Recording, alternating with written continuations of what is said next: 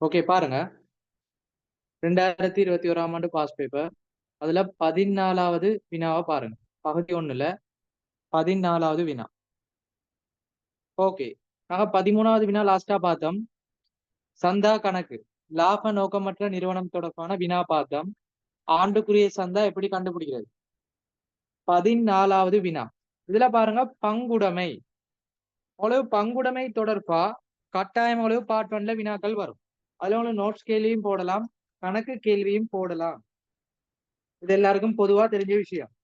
இதுல 14வதுல உங்களுக்கு பங்குடைமையில நோட்ஸ் கேள்வி போடப்படி பாத்துக்கோங்க. உங்களுக்கு பங்குடைமையை பொறுத்த மட்டும் உங்களுக்கு நோட்ஸ் கேள்வின்னு சொல்றது சில விடயங்களை உள்ளடக்கி போடுவாங்க. முதலாவது,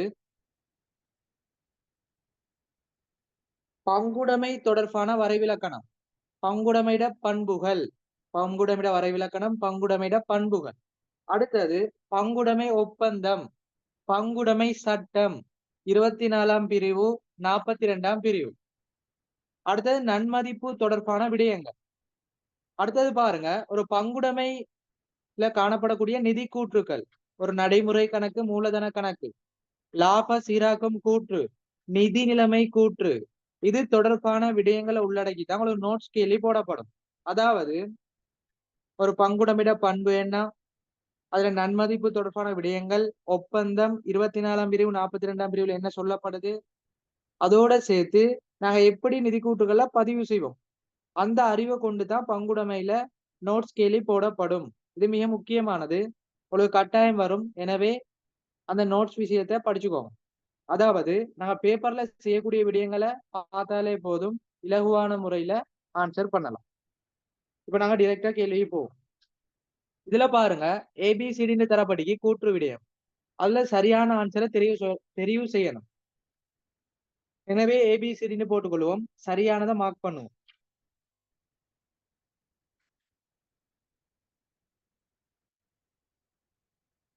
கூற்றுக்களை பாருங்க. முதலாவது ஏ, பங்காளர் பங்குடைமைக்கு வழங்கிய கடன்களுக்கு 5% வருடாந்த வட்டிக்கு உரித்துடையவர். ஓகே, இப்ப நான் ஏற்கனவே சொன்ன மாதிரி தான் பங்குடைமை சட்டத்துல 24ஆம் பிரிவுக்கு 42ஆம் பிரிவு. இப்ப இதுல சொல்லப்பட்ட விஷயம் அந்த பங்காளர் வழங்கிய கடன். அப்ப தெளிவா விளங்கிக்கோங்க, பங்காளர் கடன். முதலாவது பங்குடைமை கடன் தொடர்பா 24ஆம் பிரிவுலையும் சொல்லப்படுது, 42ஆம் பிரிவுலையும் சொல்லப்படுது. தெளிவா விளங்கிக்கோங்க. ஒரு பங்காளர் பங்குடைமைக்கு மேலதிகமாக கடன் வழங்கினார்.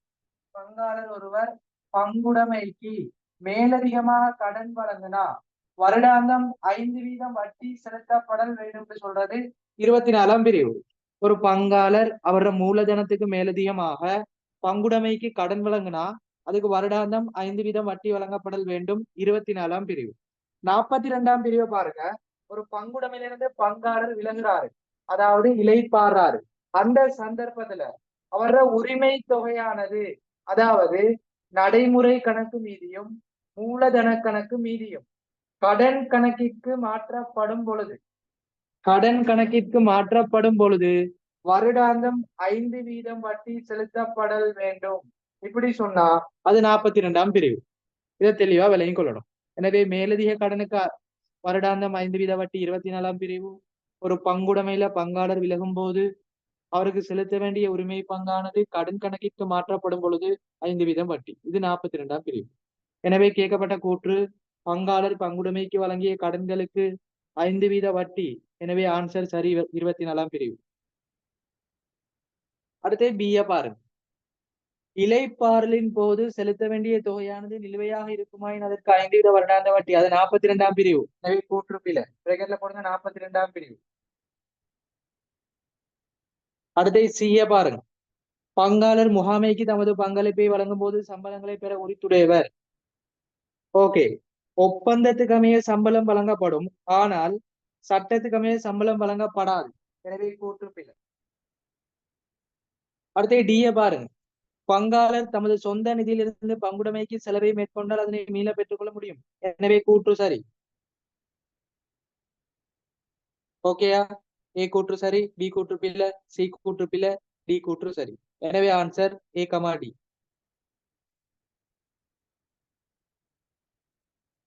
எனவே ஆன்சர் நம்பரை பாருங்க, 2வது.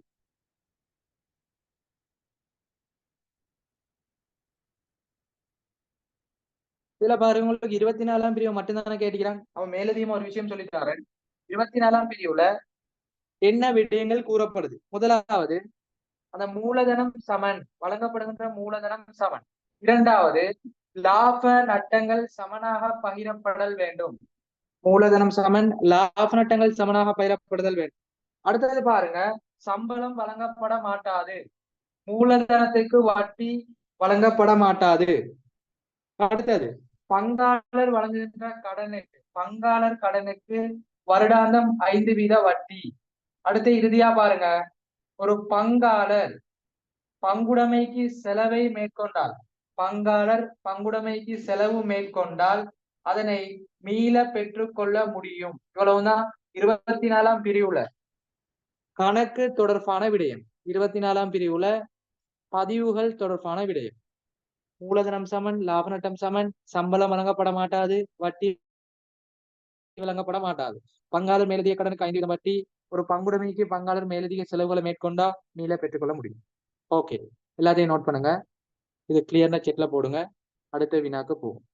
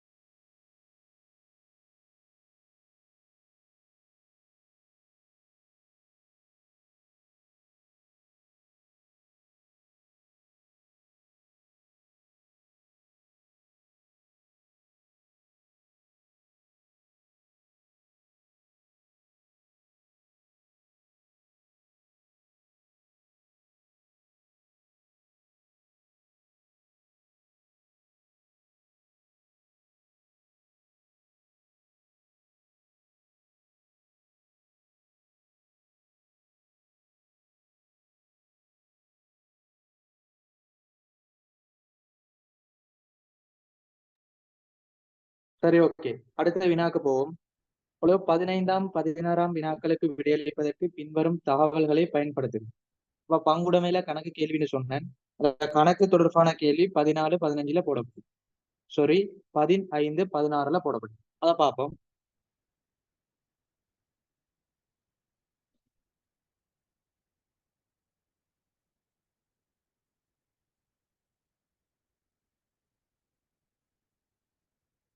பங்குடைமையில ஒரு கணக்கீடு தொடர்பான வினாக்கள் எப்படி வரும்னு சொன்னா, முதலாவது பங்குடைமையின் இலாபம், இரண்டாவது நடைமுறை கணக்கு மீதி, மூலதன கணக்கு மீதி. அடுத்தது பாருங்க, பங்குடைமையின் உரிமையாண்மை. எப்படி பங்குடைமையில லாபம் கேட்கலாம், நடைமுறை கணக்கு மூலதன கணக்கு மீதி கேட்கலாம், பங்குடைமையின் உரிமையாண்மை கேட்கலாம். அப்படி இல்லையா ஒவ்வொரு பங்காளருக்குரிய லாபம், ஒவ்வொரு பங்காளருக்குரிய நடைமுறை கணக்கு மூலதன கணக்கு மீதி, ஒவ்வொரு பங்காளருக்குரிய உரிமை. அடுத்தது பாருங்க, மிக முக்கியமான ஒரு கேள்வி கேட்கலாம், மொத்த நன்மதிப்பு கேட்கலாம், பங்குடைமையின் நன்மதிப்பு கேட்கலாம். அப்படி இல்லையா ஒரு பங்காளர் விலகுறாரு, அவருக்கு கடன் கணக்கிற்கு மாற்றக்கூடிய தொகை, இதை பேஸ் பண்ணி தான் அவங்களுக்கு பங்குடைமையில கணக்கு கேள்வி கேட்கப்படும். ஒவ்வொரு வருடமும் மாறி மாறி இதான் கேட்கப்படும். இப்ப நாங்க வினாக்கு போவோம். 15வது வினாவை பாருங்க, பங்குடைமையின் மதிப்பீடு செய்யப்பட்ட நன்மதிப்பு. அப்ப பங்குடைமையில மொத்த நன்மதிப்பு கேட்கப்படுது. ஓகே, பாத்துக்கணும். அப்ப எனவே பாருங்க நன்மதிப்பு. அப்ப நன்மதிப்புன்னு சொல்றது முதலாவது எப்படி கண்டுபிடிக்கப்படும் அத பாருங்க. நன்மதிப்புண்டா எப்படி கண்டுபிடிக்கப்படும்? அதாவது நன்மதிப்புன்னு சொல்றது எப்பொழுதும் மூலதன கணக்கினூடாக சீராக்கம் செய்யப்படும். நன்மதிப்புன்னு சொல்றது எப்பொழுதும் மூலதன கணக்கினூடாக சீராக்கம் செய்யப்படும். எனவே இந்த மூலதன கணக்கிட ஆரம்ப மீதிக்கும் இறுதி மீதிக்கும் இடையிலான வேறுபாட சொல்லுவோம் நன்மதிப்பு. இதை தெளிவா நோட் பண்ணிக்கோங்க. மூலதன கணக்கு மீதி, அதுல ஆரம்ப மீதிக்கும் இறுதி மீதிக்கும் இடையிலான வேறுபாடு நன்மதிப்பு. ஓகேயா? இரண்டாவது பாருங்க, மொத்த நன்மதிப்பு எப்படி கண்டுபிடிக்கிறீங்களா, ஒரு பங்காளர நன்மதிப்பு, பங்காளர நன்மதிப்பு அதன் கீழ் அந்த விகிதத்தை போடுவோம். தர மொத்த விகிதம் அதை பெருக்கணும்னு சொன்னா மொத்த நன்மதிப்பு கண்டுபிடிக்கப்படும். தெளிவா பாருங்க. நன்மதிப்புன்னு சொல்றது மூலதன கணக்கினூடாக மேற்கொள்ளப்படும். எனவே மூலதன கணக்கிட ஆரம்ப இறுதி மீதிக்கு இடையிலான வித்தியாசம் நன்மதிப்பு. அந்த நன்மதிப்பை கண்டுபிடிச்சு ஒரு பங்காளர நன்மதிப்பை போட்டு மொத்த பங்குடமிட லாப நட்ட வீதம் அந்த வீதத்தை பெருக்கி விட்டா என்ன வரும்? நன்மதிப்பு கண்டுபிடிக்கப்படும். இவ்வளவுதான் மேத்தட். எழுதிக்கோங்க. இப்ப நாங்க மூலதன கணக்குல என்னெல்லாம் பதிவு செய்யறது? முதலாவது ஆரம்ப மீதி, இரண்டாவது மேலதிக மூலதனம், மூன்றாவது நன்மதிப்பு சீராக்கம், அடுத்தது இறுதி மீதி. இவ்வளவுதான் பதிவு செய்வோம் நோமலா ஒரு பங்காளர் காணப்படும் பொழுது. அதாவது பங்காளர் விலகல் இல்லாத சந்தர்ப்பத்துல ஆரம்ப மீதி, மேலதிக மூலதனம், நன்மதிப்பு, இறுதி மீதி. எனவே ஆரம்ப மீதிக்கும் இறுதி மீதிக்கும் இடையிலான வித்தியாசம் நன்மதிப்பு. அந்த நன்மதிப்பை கண்டுபிடிச்சு ஒரு பங்காளர் வீதத்தின் மேல நன்மதிப்பை போட்டு மொத்த வீதத்தை பெருக்கி விட்டா மொத்த நன்மதிப்பு வரும். இப்படிதான் இலகுவான முறையில செய்யறது. நோட் பண்ணுங்க. நீங்க கிளாஸை பார்த்தாலே போதும், இலகுவான முறையில விளங்கும். முழுமையான ஐடியா சொல்லி தருவேன். எப்படி வினாக்களை இலகுவா செய்யறதுன்னு சொல்லி தருவேன். அனைத்தையும் பார்த்தா சும்மா நார்மலா எடுத்துட்டு போகலாம். அதாவது பார்ட் பண்ணல. இதே போல பார்ட் டூவும் செய்வோம். நிறைய விஷயம் சொல்லி தந்துக்கிறேன். பார்ட் டூ சீரியஸ்னு போட்டு ரெக்கார்டிங் மூலம் நிறைய கேள்வி செஞ்சு போடுவேன். லைவ் கிளாஸும் செய்வோம். சரியா?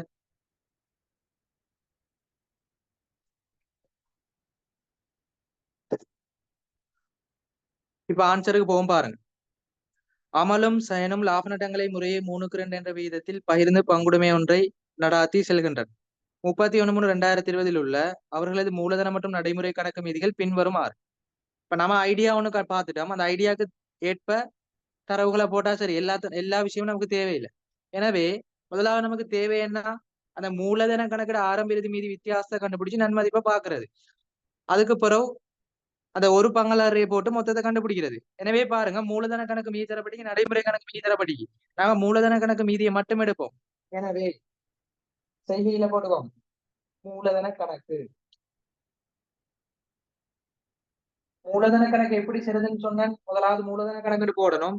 அடுத்தது பங்காளர பேரை போடுவோம். பங்காளர் பாருங்க, அமலன் சயனன். அமலன் சயனன். மூலதன கணக்குன்னு சொல்றது ஒரு செலவு மீதி. எனவே செலவுல பதிவு செய்யப்படுறது பிளஸ் பண்ணுங்க, வரவுல பதிவு செய்யக்கூடியதை மைனஸ் பண்ணுங்க. இரட்டை விலை விதி எல்லாருக்கும் தெரியும். செலவு மீதி, எனவே செலவுல வச்சா பிளஸ், வரவுல வச்சா மைனஸ். எனவே மூலதன கணக்கு ஆரம்ப இறுதி மீதியை போடுவோம்.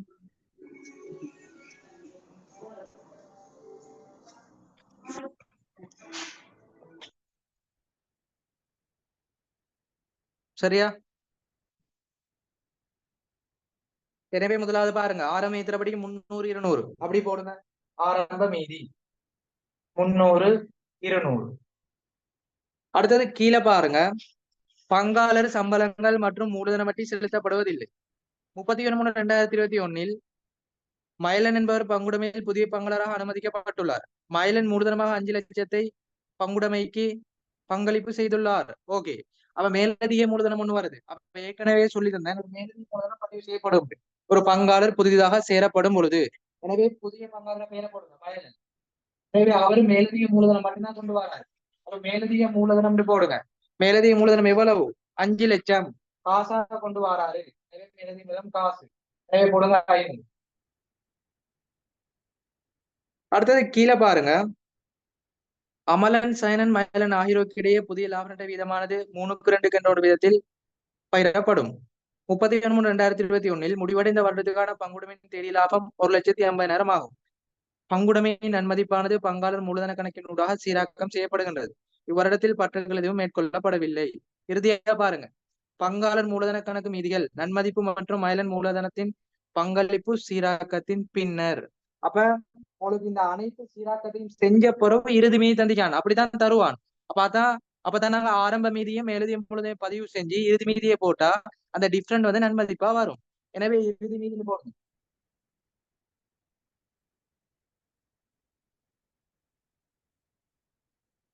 இறுதி மீதி பாருங்க எவ்வளவு தரப்பட்டிருக்குது.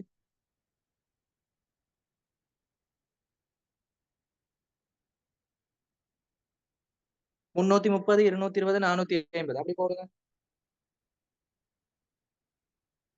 330 220 450. ஓகே, ஆறாம் மீதி பதிவு செஞ்சிட்டோம், மேலதி மூலதனம் பதிவு செஞ்சிட்டோம், இறுதி மீதி பதிவு செஞ்சிட்டோம். எனவே டிஃபரெண்டான பெறுமதியை சொல்லுவோம் நன்மதி.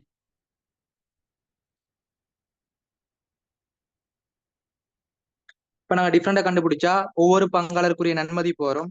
அந்த நன்மதிப்பை வச்சு மொத்த நன்மதிப்பை இலகுவான முறையில கண்டுபிடிக்கலாம். சரியா? இப்ப நன்மதிப்பை கண்டுபிடிக்கும். இதுல பாருங்க, ஆரம்பத்துல 300 கீழே 330. இப்ப நன்மதிப்பு எவ்வளவு?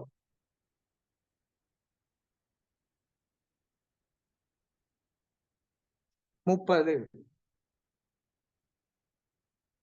அடுத்தது பாருங்க, ஆரம்பத்துல 200 கீழே 220. எனவே நன்மதிப்பு 20.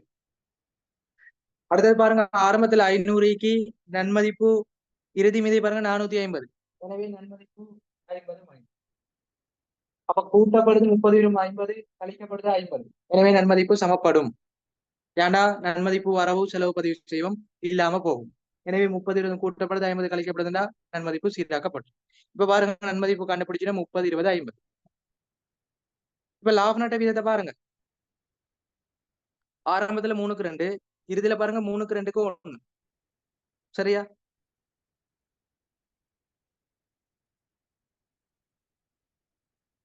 ஆரம்பத்துல பாருங்க 3க்கு 2. அடுத்தது லாப நட்ட வீதம் 3க்கு 2க்கு 1. பாருங்க, ஒரு பங்கு தான் 50,000. பாருங்க, மயிலண்ட லாப நட்ட வீதம் ஒரு பங்கு அவர் வந்த பிறகு தான் நாங்க பார்க்கணும். அதனாலதான் ஒரு பங்கு எடுக்கிறோம். எனவே ஒரு பங்கு தான் 50,000. மொத்த லாப நட்ட வீதம் பாருங்க, 3 2 3 6. எனவே 6ஆல பெருக்கணும். எனவே மொத்த நன்மதிப்பு வரும். தம்பி எவ்வளவு நன்மதிப்பு? 300.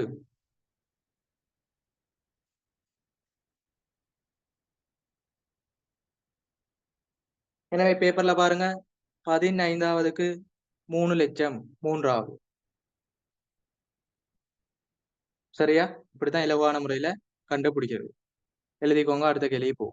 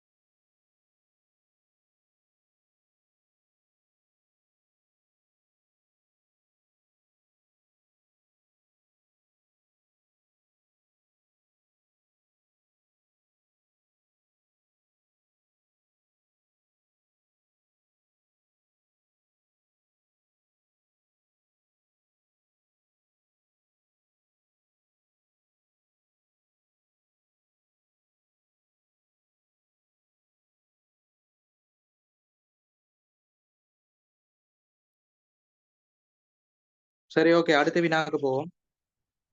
16வது வினாவை பாருங்க. 31/3/2021 பங்குடைமையின் உரிமையாண்மை மற்றும் அமலனின் நடைமுறை கணக்கு மீதி இலகுவான ஒரு விஷயம்.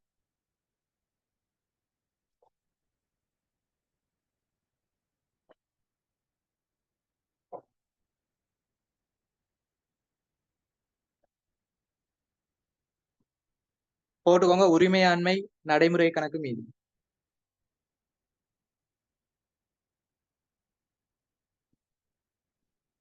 நடைமுறை கணக்கு மீதி யாரு? ஒரு பங்காளர். தெளிவா பாருங்க, முதலாவது உரிமை கேட்கப்பட்டி. அப்ப உரிமைன்னா முதலாவது என்ன? ஒரு பங்குடைமையில உரிமைன்னு சொல்றது நடைமுறை கணக்கு மீதியும் மூலதன கணக்கு இறுதி மீதி, அதாவது நன்மதிப்பு சீராகத்துக்கு போற உள்ள இறுதி மீதி, இது ரெண்டையும் கூட்டி வாரது பங்குடைமையின் உரிமையாண்மை. அடுத்து நடைமுறை கணக்கு மீதினா நடைமுறை கணக்கு செய்யணும். ஓகே, முதலாவது பாருங்க, மூலதன கணக்கு மீதி தந்துட்டான். எனவே மூலதன கணக்கு மீதியை கூட்டி போறது மட்டும்தான் இருக்குது. அதுல பாருங்க, தரவுல மூலதன கணக்கு மீதி இறுதியில தந்துக்கிறான். 330, 220, 450. அதை போடுங்க.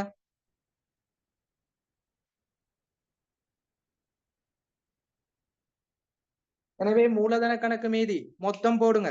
330, 220, 450. 1000.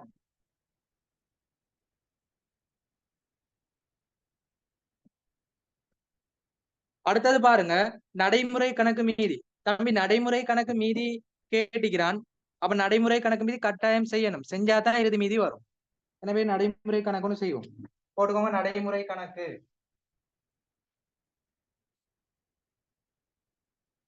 அதே போலதான் நடைமுறை கணக்குன்னு தலையை போட்டு பங்காளரை பேரை போடணும். போட்டுக்கோங்க. அமலன், சயனன், மயலன். நடைமுறை கணக்கு ஒரு உரிமை. எனவே செலவு மீதி. செலவுல பதிவு செய்யப்பட்டா பிளஸ், வரவுல பதிவு செய்யப்பட்டா மைனஸ். இப்ப நடைமுறை கணக்கு மீதுல என்னெல்லாம் பதிவு செய்யப்படும் ரிவிஷன் பார்ப்போம். முதலாவது ஆரம்ப மீதி. இரண்டாவது லாப நட்ட பகிர்வு கூட்டுல வரக்கூடிய அனைத்தும் செலவுல வைக்கணும். எனவே பங்காளர் சம்பளம், மூலதன வட்டி, லாப பங்கு, பங்காளருக்கு வழங்கக்கூடிய கடன் வட்டி, பங்காளர் ஏதாவது செலவு செஞ்சுதான் மீள செலுத்தணும், அதை செலவுல வைப்போம். அடுத்து வரவுல பதிவு செய்யக்கூடியது பங்காளர் பற்று, லாப நட்ட பகிர்வு கூட்டுல செலவுல வைப்போமே, அந்த நடைமுறை கணக்குல வழங்க பங்காளருக்கு செலுத்தக்கூடியது வைப்போமே, அது செலுத்தப்பட்டா வரவுல போடணும். எனவே செலுத்திய சம்பளம், செலுத்திய மூலதன வட்டி, நட்டம், செலுத்திய கடன் வட்டி, அதெல்லாம் வரவுல போடணும். அதை சீராக்கம் செஞ்சா இறுதி மீதி வரும். இவ்வளவு தான் நடைமுறை கணக்கு மீதி. இப்ப நாங்க பார்ப்போம். மேல வாங்க. நடைமுறை கணக்கு மீதி தரப்பட்டியா, அதை அப்படி போடுங்க. 60, 50 ஆரம்ப மீதி. மயிலனுக்கு ஆரம்ப மீதி இல்ல. என்ன சொன்னா மயிலன் புதிதா தான் பங்குடைமைக்கு சேர்றாரு. அடுத்து நான் கீழே தரவுகளை பார்ப்போம். முதலாவது பங்காளருக்கு சம்பளம் மற்றும் மூலதன வட்டி செலுத்தப்படுவதில்லை. அப்ப சம்பளம் மூலதன வட்டி இல்லையா? ஓகே, சம்பளம் மூலதன வட்டி இல்லாட்டி போட இயலாது. அடுத்து தொடர்ச்சியா பாருங்க. மேலதிக மூலதனம் சொல்லப்படுது. மேலதிக மூலதனம் பதிவு செய்யப்பட மாட்டாது. அதுவும் ஓகே. அடுத்து கீழே சொல்லப்படி பங்குடைமையில தேறிய லாபம். ஓகே. அப்ப தேறிய லாபம் சொல்லப்படி பாருங்க 1,50,000. அப்ப 1,50,000 அந்த தேறிய லாபத்தை பிரிச்சு போடணும். சரியா? எனவே பிரிச்சு போடுவோம். இதுல பாருங்க, புதிதா சேர்க்கப்பட்ட பங்காளர் எப்ப சேர்றான்னு பாருங்க. 31/3/2021. அப்ப நான் தெளிவா சொல்லி தந்துக்கிறேன். ஷார்ட் நோட்ஸும் போட்டுக்கிறேன். ஒரு பங்காளர் இறுதியில சேர்க்கப்பட்டா, ஒரு பங்காளர் இறுதியில சேரல் வந்தா அவருக்கு நடைமுறை கணக்கு மீதியெல்லாம் வராது. நடைமுறை கணக்கெல்லாம் செய்ய இயலாது. லாப நட்ட பகிர்வு வராது. இதை தெளிவா விளையுங்கோங்க. ஏன்னா அவரு இறுதியில தான் சேர்றாரு. பங்குடைமையிட அந்த ஒரு வருட நடவடிக்கைகள் முடிவடைஞ்ச பிறகுதான் சேர்றாரு. எனவே அவருக்கு பகிர்வு இல்லை. இதை தெளிவா விளையங்கொள்ளணும். சரிதானே? அப்ப 2 பங்காளருக்கு மட்டும்தான் பகிர்வுக்கு அனைத்தும் பதிவு செய்யப்படும். அது அவர் இறுதியில சேர்றதால அவருக்கு பகிர்வு ஒண்ணும் வராது. ஓகே. அப்ப இதுல பாருங்க, லாபம், லாபம், லாபம்னு சொல்றது செலவுல பதிவு செய்யப்படும். எனவே செலவுல பதிவு செய்யணும். அப்ப மொத்தம் லாபம் பாருங்க 1,50,000. அப்ப ஆரம்பத்துல லாப நட்ட விதத்தை பாருங்க, 3:2 என்ற அடிப்படையில் காணப்படுது. எனவே 3:2. எனவே மொத்தம் 5. அதன் மேல் 1,50,000 3 பங்கு 2 பங்கு பங்குடைமையிட லாபத்தை பங்காளருக்கிடையே பகிர்வு செய்யணும். எனவே டிவைட் பண்ணுங்க. எனவே 5 பங்கு தான் 1,50,000, 3 பங்கு 2 பங்கு கண்டுபிடிங்க. எனவே பெருமதி பாருங்க 90,000, 60,000. எனவே முதலாவது அமலனுக்கு போடுங்க 90,000, சயனன் 60,000.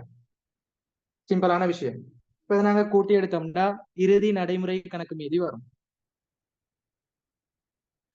தெளிவா விலையும் கொள்ளணும். ஏன் மயிலனுக்கு வராதுன்னு சொன்னா அவர் இறுதியில சேர்றாரு. எனவே பயிரும் இல்லை. அவருக்கு நடைமுறை கணக்குல பயிர் வராது. லாப நட்ட பயிர் கூட்டலையும் வராது. எனவே ஆரம்பத்துல காணப்பட்ட பங்காளருக்கு தான் பயிர்வு செய்யணும். 3:2 காணப்படுது. எனவே 150 5 பிரிச்சு 3:2 கண்டுபிடிங்க. 90, 60. அதை நீங்க நடைமுறை கணக்குல பிளஸ் பண்ணுங்க. இப்ப கூட்டி எடுங்க. நடைமுறை கணக்கு இறுதி மீதி வரும். 60, 90, 150. அடுத்தது 50, 60, 110. இப்ப இந்த 2 பெருமதியும் நடைமுறை கணக்குல கூட்டி எடுத்தோம்னா ஆன்சர் ஓகே. போட்டுக்கோங்க. 150, 110. 150 110 கூட்டி போடுங்க. டோட்டல் பெறுமதி 260.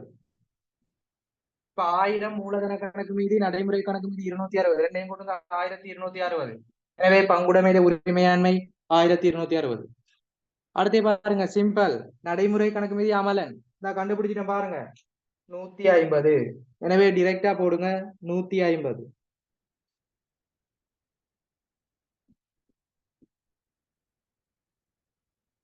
எனவே 16வது ஆன்சர் பாத்துக்கோங்க 5வது.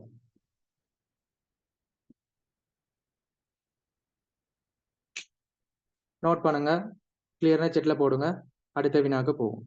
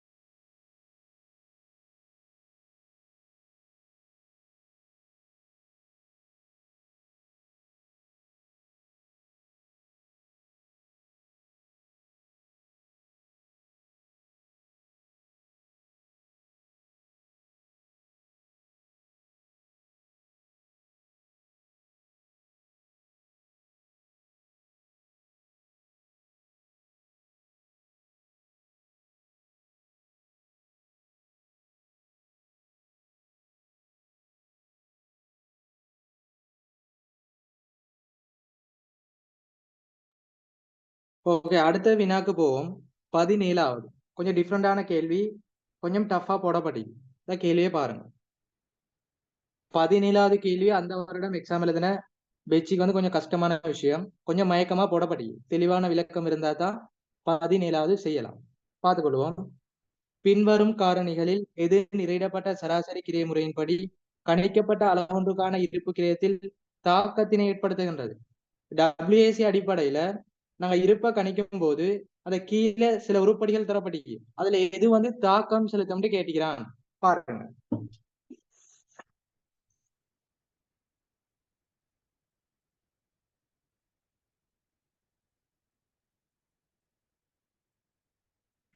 முதலாவது விஷயம் பார்த்துக்கொள்வோம். WAC அடிப்படை, அதாவது நிறையிடப்பட்ட சராசரி அடிப்படைன்னு சொல்லுவோம், அல்லது FIFO முறைன்னு சொல்லுவோம். இருப்பு மதிப்பீட்டு கிரைய சூத்திரங்கள். சரியா? அப்ப நிறையிடப்பட்ட சராசரி விலையில அடிப்படையில எப்படி கண்டுபிடிக்கிறேன்டா தெளிவா சொல்லி தந்திருக்கிறேன். அதாவது இதுல சராசரி விலையை கண்டுபிடிக்கணும். சராசரி விலையை கண்டுபிடிச்சு நாங்க இதுக்கு விலையிடும் முறையை சொல்லுவோம் நிறையிடப்பட்ட சராசரி முறை. சராசரி விலை எப்படி கண்டுபிடிக்கிறது? நாங்க விநியோகம் செய்யற தொகை, விநியோகம் விற்பனை செய்யற அலகு, அதுக்கு முன்னுக்கு காணப்படுகின்ற இருப்போட மொத்த பெறுமதியை கண்டுபிடிச்சு அந்த இருப்புகளின் மொத்த அலகால பிரிச்சா நிறையிடப்பட்ட சராசரி விலை வரும். பாத்துக்கோங்க சமன்பாடு. சராசரி விலை, நிறையிடப்பட்ட சராசரி விலைனா எப்படி? இருப்புகளின் மொத்த பெறுமதி, அந்த மொத்த பெறுமதிய இருப்புகள் அலகால பிரிக்கணும். அதாவது உங்களுக்கு தரப்பட்டிக்கும் கேள்வியில விற்பனை அல்லது விநியோகம் தரப்பட்டிக்கும். இந்த விற்பனை விநியோகத்துக்கு முன்னுக்கு காணப்படுற மொத்த இருப்புகள் பெறுமதிய மொத்த இருப்புகள் அலகால பிரிச்சா நிறைவேற்றப்பட்ட சராசரி விலை வரும். அந்த சராசரி விலைக்கு நாங்க இருப்புக்களை வழங்குறது நிறையிடப்பட்ட சராசரி முறை. சிம்பிளானது. அப்ப மிக முக்கியமானது சராசரி விலை கண்டுபிடிக்கிறது. இதை நோட் பண்ணி கொள்ளணும். அப்ப இந்த விஷயத்துல எது தொடர்பு படுமா அதான் கேட்கப்படி. இதுல பாருங்க ஏபிசிடின்னு தரப்படி.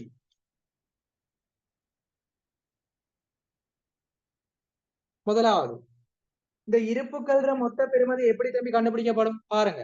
இருப்புகளின் மொத்த பெறுமதியானது எப்படி கண்டுபிடிக்கப்படும் எப்படின்னா, ஆரம்பத்துல ஒரு மீதி காணப்படும், அந்த மீதியோட கொள்விலையை பெருக்குவோம். ஆரம்பத்துல ஒரு மீதி காணப்படும், அதோட கொள்விலையை பெருக்கும், ஒரு டோட்டல் வரும். அதோட புதுசான கொள்வனவு செஞ்சிப்போம், அதோட கொள்விலையை பெருக்குவோம், அந்த டோட்டலும் வரும். அது எல்லாத்தையும் கூட்டி எடுத்தா தான் இருப்புக்கள் மொத்த பெறுமதி வரும். ஆரம்பத்துல ஒரு மீதி காணப்படும், கொள்விலையை பெருக்கி ஒரு டோட்டல் வரும், புதிதாக கொள்வனவு செய்யப்பட்ட அலகுகள் வரும், அதோட கொள்விலையை பெருக்கி எடுத்தா என்ன வரும்? இருப்புக்கள் மொத்த பெறுமதி வரும். இரண்டாவது, இருப்புக்கள் எண்ணிக்கை. இருப்புக்கள் எண்ணிக்கைண்டா என்ன? நாங்க கொள்வனவு செஞ்ச அல்லது ஆரம்ப மீதியா காணப்பட்ட அந்த இருப்புக்கள் அலகுட கூட்டுத்தொகை. ஓகே, இவ்வளவுதான் விஷயம். இப்ப பார்த்துக்கொள்ளும். முதலாவது ஏ சொல்லப்படி கொள்வனவு விலை. அப்ப இதுல பாருங்க, இந்த கொள்வனவு விலை தொடர்பு படுதா இல்லையா? கொள்வனவு விலை தொடர்பு படுது, ஏ சரி.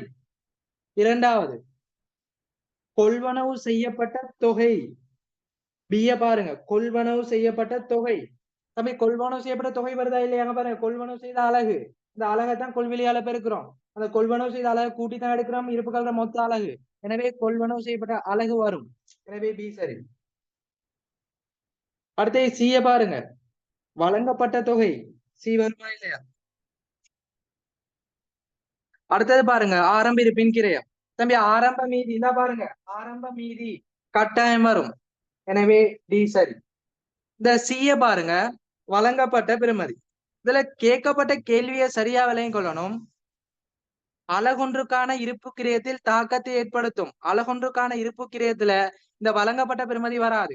வழங்கப்பட்ட பெறுமதின்னு சொல்றது நாங்க நிதையளிக்கப்பட்ட சராசரி பெறுமதியோட அந்த விற்பனையாளர் பெருக்கி விற்பனை கிரயம் கண்டுபிடிப்போம். அந்த விற்பனை கிரயம் கண்டுபிடிக்கும் போதுதான் வழங்கப்பட்ட அல்லது விற்பனை செய்யப்பட்ட பெறுமதி தொடர்பு படும். நோமலா உங்களுக்கு அலகொன்றுக்கான இருப்புல இந்த வழங்கப்பட்ட பெறுமதி வராது. இதை தெளிவா விலையும் கொள்ளணும். எனவே சி வராது. தம்பி நிறையிடப்பட்ட சராசரி விலையை கண்டுபிடிச்சு விற்பனையாளர்ல பெருக்கி விட்டா டிரெக்டா விற்பனை கிரியை வரும். அந்த விற்பனை கிரியை கணிப்பெடுக்க தான் என்ன வரும்? வழங்கப்பட்ட பெறுமதி அல்லது விநியோகம் செய்யப்பட்ட பெறுமதி வரும். நோமலா அந்த இறுதியில காணப்படக்கூடிய இருப்பு அல்லது அலகொன்றுக்கான இருப்பிட பெறுமதிக்குள்ள இந்த வழங்கப்பட்ட பெறுமதி வராது. அப்ப இதெல்லாம் வரும், ஆரம்ப மீதி வரும், கொள்வனவு விலை வரும், கொள்வனவு தொகை வரும். எனவே ஆன்சர் ஏபிடி போட்டுக்கோங்க. நான்காவது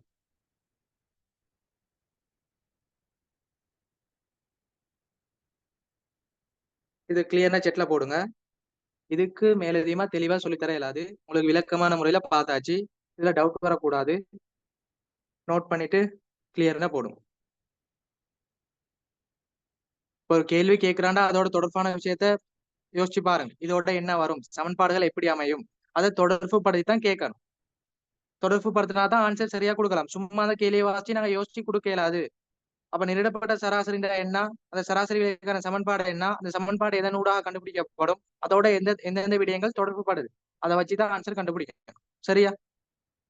வழங்கப்பட்ட பெறுமதி வராதுண்டா, வழங்கப்பட்ட பெறுமதின்னு சொல்றது அது அழகுக்கான அந்த நிரப்பட்ட விலையை பெருக்கி விட்டா விற்பனை கிரையே வரும். எனவே விற்பனை கிரயத்துக்கு வந்தா தான் வழங்கப்பட்ட பெறுமதி வரும். மற்றபடி அவன் கேட்கப்பட்ட கேள்வி அழகொன்றுக்கான இருப்பு கிரயம். எனவே இறுதி இருப்பு அந்த அழகொன்றுக்கான இருப்பு கிரயத்துல வழங்கப்பட்ட பெறுமதி வராது. எனவே சி வராது, மத்த ஏபி டி வரும். சரியா? Answer number 4.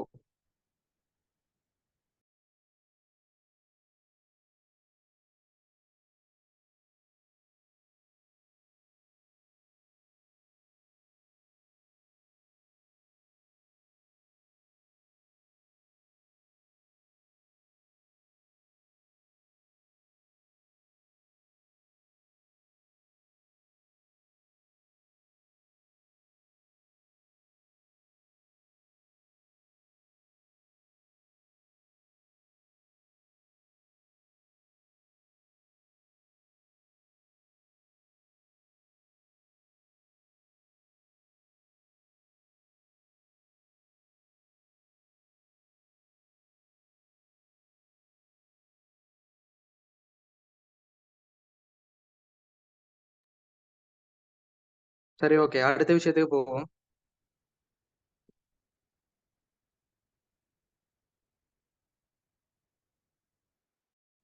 அடுத்த கேள்வி பாருங்க, 18வது. LK16 மேல் மதிப்பீடு தொடர்பான விஷயம். மேல் மதிப்பீடு எல்லாம் சொல்லி தந்தேன், சரியா?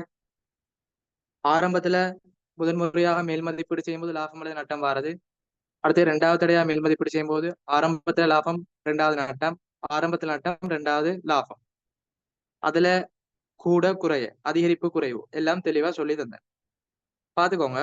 இதுல கேட்கப்பட்ட கேள்வி 31/3/2021 ஏற்பட்ட மேல் மதிப்பீட்டு குறைகளுக்கான சரியான கணக்கீட்டு செயல்முறை, கணக்கீட்டு பதிவு என்னன்னு கேட்கப்பட்டீங்க. தெளிவா பார்ப்போம்.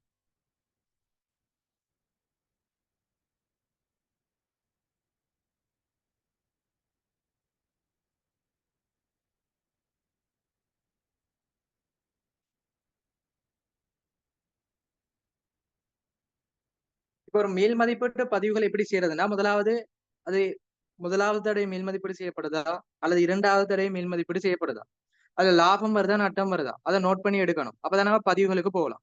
இப்ப கேள்வி ரீட் பண்ணுவோம். மதுரா பிஎல்சி ஆனது 1/4/2016 ஆரம்பிக்கப்பட்டது. கம்பெனியானது 31/3/2019 முதல் முறையாக அதன் காணிகளை மேல் மதிப்பீடு செய்தது. இதன் விளைவாக 5 லட்சம் மிகை ஒன்று ஏற்பட்டது. மிகை என்று சொன்னா லாபம், குறை என்று சொன்னா நட்டம். அது முதலாவது தெரிஞ்சு கொள்ளணும். மிகை என்று சொல்றது லாபம், குறை அல்லது பற்றாக்குறைதான் நட்டம். அப்ப முதலாவது சொன்னபடிக்கு ஃபர்ஸ்ட் டைம் மீள் மதிப்பீடு, முதலாவது தடவையாக மீள் மதிப்பீடு செய்யும் போது ஒரு லாபம் அதிகம். லாபத்துல பெருமதியை பாருங்க, 5 லட்சம். அடுத்து தொடர்ச்சியா பாருங்க, 31/3/2021 காணிகளை மீண்டும் மேல் மதிப்பீடு செய்யப்பட்டன. இதன் விளைவாக 3 லட்சம் பற்றாக்குறை ஏற்பட்டது. அப்ப செகண்ட் டைம் மேல் மதிப்பீடு செய்யும் போது பற்றாக்குறை நட்டம் மதிக்கு 300. ஓகே, இது காணியை தொடர்பு படுத்தி சொல்லி முதல் தடவையாக மேல் மதிப்பீடு செய்யும் போது லாபம், அதை இரண்டாவது தடவையாக மேல் மதிப்பீடு செய்யும் போது பற்றாக்குறை. தொடர்ச்சியா பாருங்க. மேலும் இக்கம்பெனியானது 31/3/2021 முதல் தடவையாக அதன் அலுவலக உபகரணங்கள் மேல் மதிப்பீடு செய்தது. இதன் விளைவாக 800 பற்றாக்குறை ஏற்பட்டது. அப்ப இன்னும் ஒரு சொத்து தரப்படி அலுவலக உபகரணம், இந்த அலுவலக உபகரணம் ஃபர்ஸ்ட் டைம் மேல் மதிப்பீடு செய்யப்படி இதன் விளைவாக நட்டம் 800 ஏற்பட்டு. இவ்வளவுதான் சொல்லப்பட்ட விஷயம். இப்படி பிரிச்சு எடுத்தாதான் நாங்க இலகுவான முறையில கணக்கீட்டு பதிவுகளை மேற்கொள்ளலாம். இப்ப நாங்க பதிவுகளுக்கு வரும். சிம்பிளா சொல்லித்தரேன் பாருங்க. முதலாவது உங்களுக்கு அலுவலக உபகரணத்தை பாருங்க, ஃபர்ஸ்ட் டைம் மட்டும்தான் இருக்கு. அப்ப முதலாவது தடவை லாபம் அல்லது நட்டம்னா இலகுவாக செய்யலாம். இதை பெஸ்ட் சொல்லித்தாரேன். நாங்க முதல் முறையாக ஒரு சொத்தை மேல் மதிப்பீடு செய்யும் போது நட்டம் ஏற்பட்டா, நோட் பண்ணிக்கோங்க, நட்டம் ஏற்பட்டா ஏனைய செலவுல பதிவு செய்யணும். ஏனைய செலவுல மேல் மதிப்பீட்டு பற்றாக்குறைந்து 800 போடணும். முதல் முறையாக ஒரு சொத்தை மேல் மதிப்பீடு செய்யும் போது பற்றாக்குறை ஏற்பட்டா ஏனைய செலவுல மீள் மதிப்பீட்டு பற்றாக்குறைந்து 800 போடணும். இரண்டாவது, ஆதனம் புரிவான அசைவு கூற்று, அந்த அசைவு கூற்றுல மீள் மதிப்பீடு 800 குறைச்சி காட்டணும். ஏனைய செலவுல மேல் மதிப்பீட்டு பற்றாக்குறை, ஆதனம் பொறிவான அசைவு கூட்டுல 800 மீள் மதிப்பீடு குறைச்சி காட்டணும். முடிஞ்சு. இப்ப அடுத்ததுக்கு வருவோம். இப்ப இத பாருங்க, இதான் மிக முக்கியமானது. உங்களுக்கு ஃபர்ஸ்ட் டைம் செகண்ட் டைம் வரும்போது சரியா சொல்றத விளங்கிக்கோங்க. ஃபர்ஸ்ட் டைம் செகண்ட் டைம் வரும்போது நாங்க முதலாவது கவனத்துல எடுக்கணும். செகண்ட் டைம் இரண்டாவது தடவை என்ன வருது, இரண்டாவது தடவை பாருங்க பற்றாக்குறை வருது. அப்ப பற்றாக்குறை வந்தா டிரெக்டா இந்த சொத்து அசைவு கூற்றுல மீள் மதிப்பீடு 300 குறைக்கணும். பற்றாக்குறை. ஆதனம் பொறிபான அசைவு கூட்டுல அந்த சொத்துல மீள் மதிப்பீடு 300 குறைக்கணும். ஃபர்ஸ்ட் டைம் செகண்ட் டைம் வந்தா செகண்டை தான் கவனத்தில் எடுக்கணும். அது மிகையா இருந்தா சொத்தோட கூட்டுவோம், பற்றாக்குறை இருந்தா சொத்தோட குறைப்போம். எனவே பற்றாக்குறை தானே சொத்துல குறைங்க. ஓகே, இப்ப ரெண்டாவது ஈடு செய்யணும். ஆரம்பத்துல பாருங்க லாபம் 500 காணப்படுது, திருப்பி பற்றாக்குறை 300 வருது. அப்ப நாங்க என்ன செய்யணும்டா, அந்த லாபத்தை வச்சு பற்றாக்குறைய ஈடு செய்யணும். அப்ப எப்படி ஐடியா எடுக்கிறது, ஆரம்பத்துல லாபம் தானே, ஆரம்ப லாபம் எங்க காணப்படும், ஏனைய முற்றடக்க வருமானம். ஆரம்பத்துல ஒரு மிகை வந்தா ஏனைய முற்றடக்க வருமானத்துல காணப்படும். அப்ப அந்த ஏனைய முற்றடக்க வருமானத்துல 500 அதுல 300 தான் பற்றாக்குறை. அப்ப ஆரம்பத்துல காணப்பட்ட ஏனைய முற்றோட வருமானத்துல அந்த 500ல 300 இல்லாமக்கணும். ஏன்டா 500 வச்சுதான் 300 குறைக்கிறோம். எனவே முதலாவது மிகை எங்க காணப்படுமோ அங்க குறைக்கணும். எனவே ஏனைய முற்றடக்க வருமானத்துல மைனஸ் பண்ணுங்க. மீள் மதிப்பீட்டு பற்றாக்குறை ஈடு செய்தல் 300 மைனஸ். அப்ப செகண்ட் டைம் 300 பற்றாக்குறையா சொத்துல குறைப்போம். ஆரம்பத்துல லாபம் திருப்பி பற்றாக்குறையா ஆரம்பத்துல லாபம் எங்க காணப்படுதோ அங்க போயிட்டு குறைப்போம். எனவே மீள் மதிப்பீடு பற்றாக்குறை ஈடு செய்தல் 300 மைனஸ். 3 பாருங்க. 500ல 300 பற்றாக்குறையா பேலன்ஸ் எவ்வளவுக்கு 200. அந்த 200 எங்க சரி போடுவோமா? அந்த 200 அப்படி மீதியா வரும். அதெல்லாம் யோசிக்க கூடாது. ஆரம்பத்துல மீதி 500 இருக்குது. 500ல 300 போன மீதி 200 வரும். ஆனா பதிவு என்ன? மேல் மதிப்பீட்டு பற்றாக்குறை இருக்கிற பதிவு சொத்துல 300 மைனஸ். அலுவல உபகரணம் சொல்றது சொத்து அசை கூட்டுல 800 மைனஸ் ஏனைய செலவுல மேல்மதிப்பு பற்றாக்குறை 800 காட்டுது. இவ்வளவுதான் இந்த சீராக்கத்துக்கான பதிவுகள். ஓகேயா? இப்ப ஆன்சருக்கு போவோம். இப்ப பாருங்க 5 விடயங்கள் தரப்படி. முதலாவது சொல்றான் லாபம் அல்லது நட்டத்தில் 1100 இனம் காணல். லாபம் அல்லது நட்டத்துல 1100 இனம் காணல் சொல்லிட்டான். தம்பி ஏனைய செலவுல தான் 800 குறைக்கிறோம். அடுத்தே பாருங்க ஏதாவது ஏனைய செலவுல 300 குறைக்கிறோமா? இல்ல. அப்ப 800 மட்டும்தான் லாபம் அல்லது நட்டத்துல காணலாம். அந்த 300ன்னு சொல்றது ஏனைய முற்றடக்க வருமானம். அது வருமான கூட்டு லாபத்துக்கு கீழே வருது. எனவே லாபம் நட்டத்துல வராது. எனவே முதலாவது கூட்டு. ரெண்டாவது பாருங்க லாபம் அல்லது நட்டத்தில் 300 மற்றும் ஏனைய முற்றோடக்க வருமானத்தில் 800. தம்பி ஏனைய முற்றோடக்க வருமானத்துல பாருங்க 300 தான். ஆனா அவன் அதுல சொல்லிக்கிறான் லாபம் அல்லது நட்டத்துல 300 ஏனைய முற்றோடக்க வருமானத்துல 800 மாறி வரும். லாபம் அல்லது நட்டத்துல 800 ஏனைய முற்றோடக்க வருமானத்துல 300 பிழை மாறி வரும். எனவே இரண்டாவது பிழை. அடுத்து மூன்றாவது பாருங்க தம்பி இப்ப மூன்றாவது தான் பார்த்தோம். மூன்றாவது பிழை ஏனைய முற்றுமடங்கிய வருமானத்தில் 1100 இனம் காணல். அதுவும் பிழை. சரியா? ஏனைய முற்றோடக்க வருமானத்துல 300 தான் ஏகி 1100ன்னு சொல்றான். அதுவும் பிழை. அடுத்து நான்காவது லாபம் அல்லது நட்டத்தில் 600. தம்பி லாபம் அல்லது நட்டத்துல 600 தம்பி பாருங்க ஏனைய செலவுண்டா லாபம் நட்டத்துல தாக்கம் செலுத்தும். எனவே லாபம் நட்டத்துல 800 தான் வரும். எனவே 600 சொன்னது பிழை. அப்ப தெளிவா அஞ்சாவது பாருங்க லாபம் அல்லது நட்டத்தில் 800 தான் பாருங்க 800 லாபம் அல்லது 800 ஏனைய செலவு அதான் 800. அடுத்து பாருங்க ஏனைய முற்றொடுக்க மாதத்தில் 300 தான் பாருங்க ஏனைய முற்றொடுக்க மாதத்தில் 300. எனவே அஞ்சாவது சரி. இது கிளியரான்னு போட்டுக்கோங்க.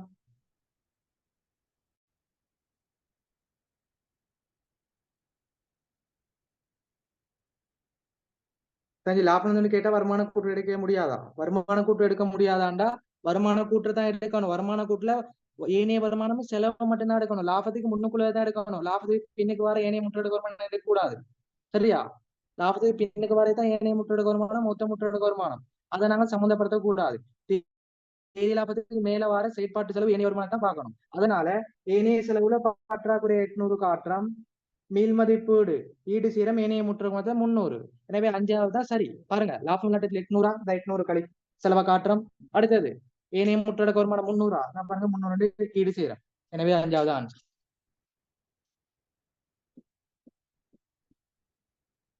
இதுல மேல் மதிப்பீடு 2 விஷயம் சொல்லி தந்துட்டேன். இதை தெளிவா பாத்துக்கோங்க. தொடர்ச்சி அடுத்தடுத்த பேப்பர்ல முழுமையா படிச்சு கொள்வோம். ஏற்கனவே சொல்லி தந்தது தான் ஒவ்வொரு பேப்பர்லயும் வர வர சொல்லி தருவேன். எல்லாத்தையும் தெளிவா படிச்சுக்கோங்க. நாங்க அந்த பேப்பர் கிளாஸ்ல பார்ட் 1ல செய்யற விஷயம் தான் ஃபைனலுக்கு வரும். மேலதிகமா வராது. சரியா?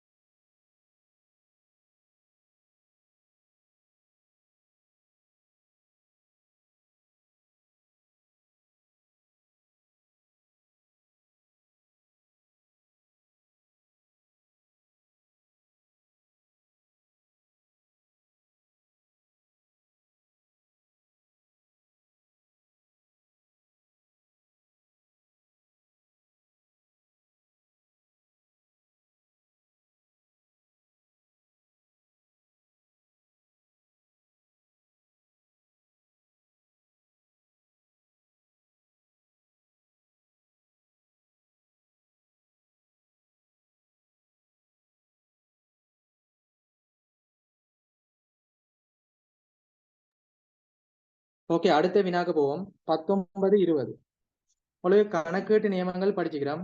எல்கேஎஸ் இலங்கை கணக்கீட்டு நியமம்.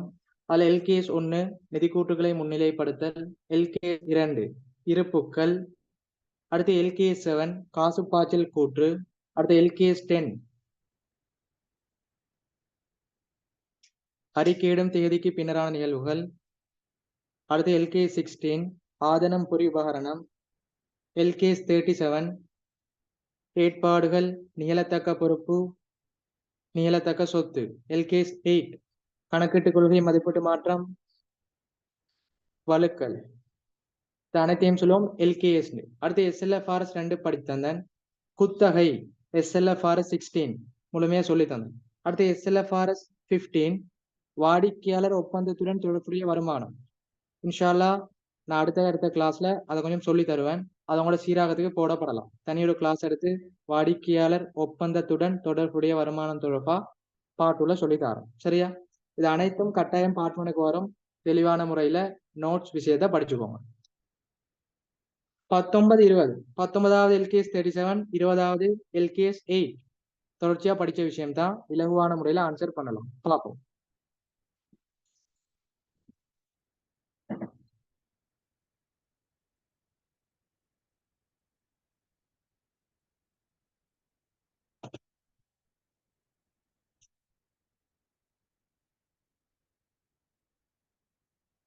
இதுல பாருங்க, எல்கேஎஸ் 37ல உங்களுக்கு கூடுதல் எக்ஸாமுக்கு வாரது ஏற்பாடுகள் நிகழத்தக்க பொறுப்பு பொறுப்பு.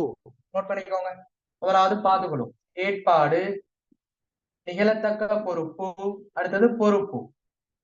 இதை அடிப்படையாக கொண்டு உங்களுக்கு கேள்வி வரும். இதான் மெயினான விஷயம். முதலாவது ஏற்பாடு காலமும் தொகையும் நிச்சயமற்ற பொறுப்பை சொல்லுவோம் ஏற்பாடு. முதலாவது காலம், இரண்டாவது பெறுமதி.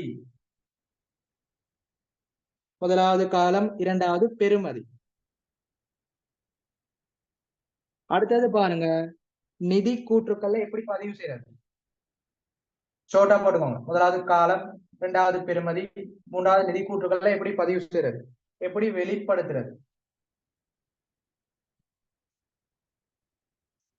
பாத்துக்கோங்க. ஏற்பாடுன்னு சொன்னா காலம் நிச்சயமற்றது, நிச்சயம் இல்லை. நிகழத்தக்க பொறுப்புண்டா உங்களுக்கு நிச்சயம் இல்ல, காலம் தெரியாது. ஆனா பொறுப்புண்டா கட்டாயம் நிச்சயம், நம்பகரமாக நிச்சயமாக சொல்லலாம்.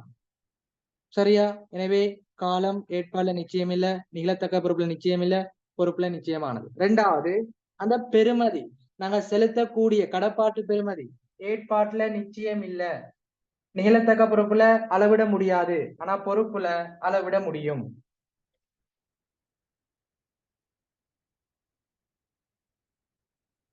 அடுத்தது பாருங்க, வெளிப்படுத்துறது எப்படி வெளிப்படுத்துறது தெளிவா பார்ப்போம்.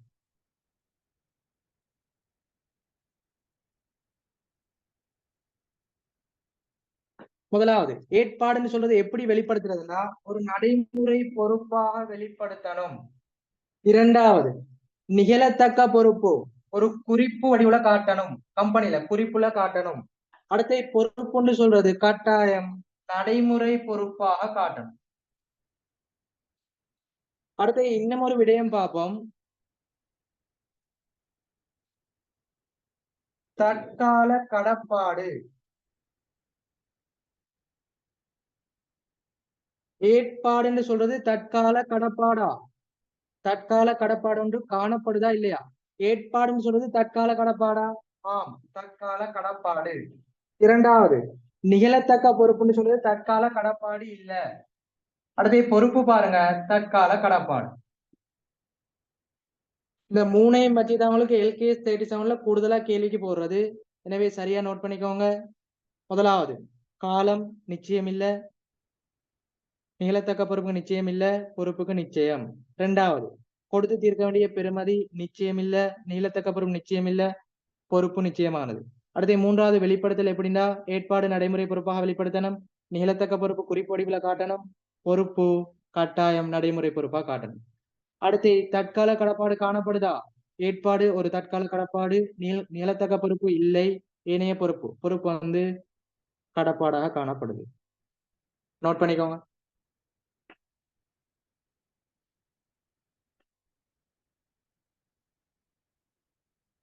இதான் உங்களுக்கு ஏற்பாடு, நிலத்தக்க பொறுப்பு, பொறுப்புக்கான பண்புகள். இதுல இன்னும் ஒரு விஷயம் சொல்லி தந்துக்கிறேன், பாத்துக்கோங்க. ஏற்பாடுன்னு சொல்றது பொதுவான பண்பு இதுதான்.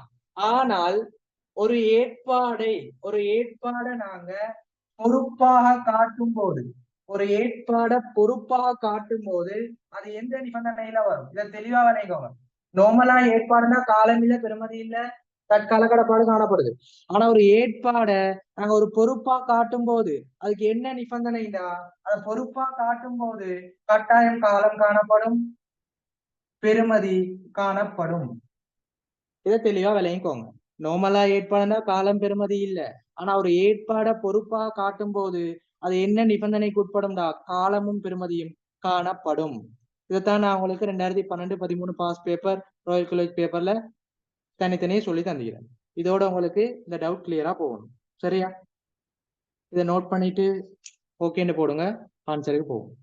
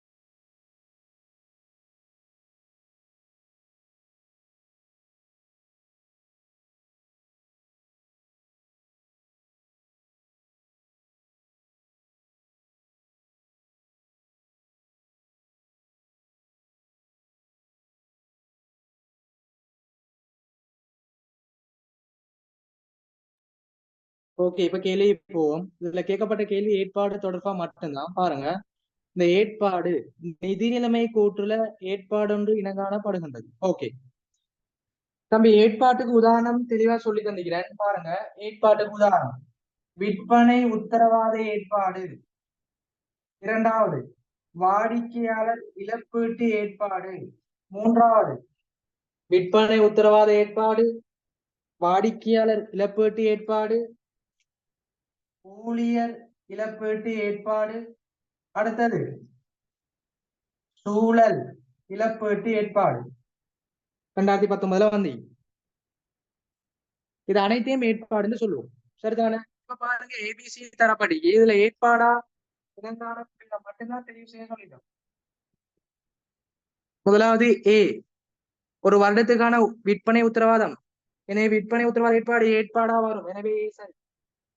அடுத்து பிய பாருங்க, ஆதனம் புரிவான பெருமான தேய்வு. தம்பி, பெருமான தேய்வு ஏற்பாடா? பி வராது. பெருமான தேய்வு சொல்றது ஒரு செலவீனம், அதெல்லாம் ஏற்பாடு இல்லை.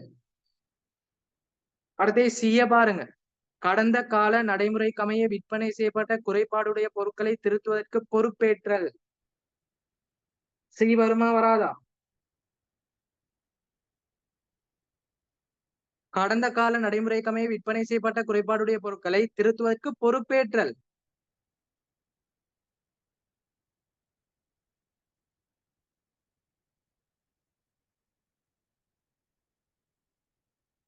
எனவே பாருங்க, அவன் என்ன செய்யறான், அந்த பொருட்களை திருத்தம் ஒரு பொறுப்பேற்கிறான். எனவே அது என்ன, ஒரு ஏற்பாடு.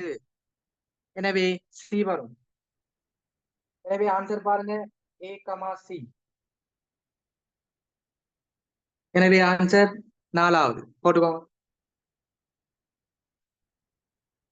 சின்ன கேள்வி, ஒன்றும் கஷ்டம் இல்ல. எல்கேஎஸ் 37 பயப்படக்கூடாது. இவ்வளவுதான் முக்கியமான விஷயம். இதை பேஸ் பண்ணி தான் கேள்வி வரும்.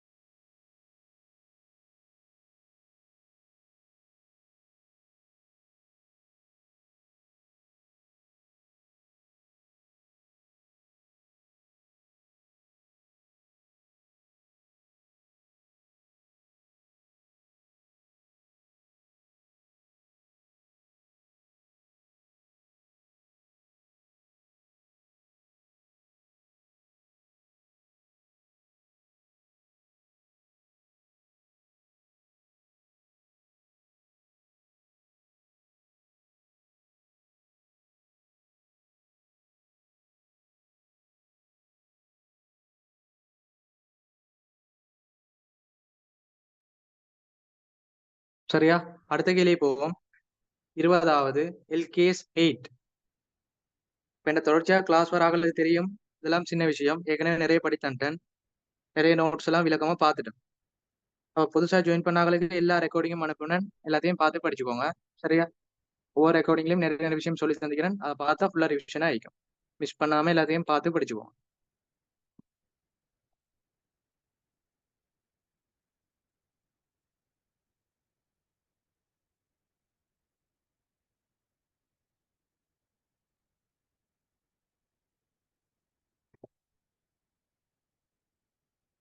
இருபதாவது பாருங்க.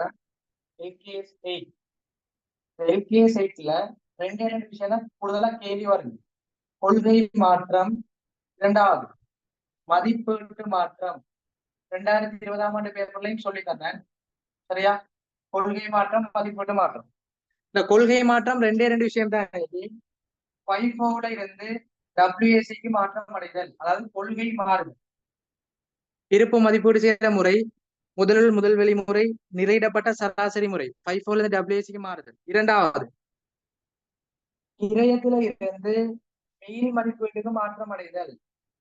இந்த ரெண்டும் கொள்கை மாற்றம். தெளிவா விளைவிக்கும். FIFO-ல இருந்து WAC-க்கு மாறுதல், கிரயத்திலிருந்து மீள் மதிப்பீட்டுக்கு மாறுதல். இதை மட்டும் ஞாபகப்படுத்திக்கோங்க. இது தவிர்ந்த ஏனைய அனைத்து காரணிகளும் மீள் மதிப்பீட்டு மாற்றம் வரும். சரியா? அப்ப இந்த ரெண்டும் கொள்கை மாற்றம் தான். இது தவிர்ந்த அனைத்து விடயங்களும் மதிப்பீட்டு மாற்றம். மதிப்பீட்டு மாற்றத்துக்கு என்ன வரும்? முதலாவது ஐயக்கடன்ல ஏற்படக்கூடிய மாற்றம். இரண்டாவது பயன் தரும் ஆயுட்காலத்தில் ஏற்படக்கூடிய மாற்றம். பெருமான தேய்வு செய்யும் முறையில் ஏற்படக்கூடிய மாற்றம்.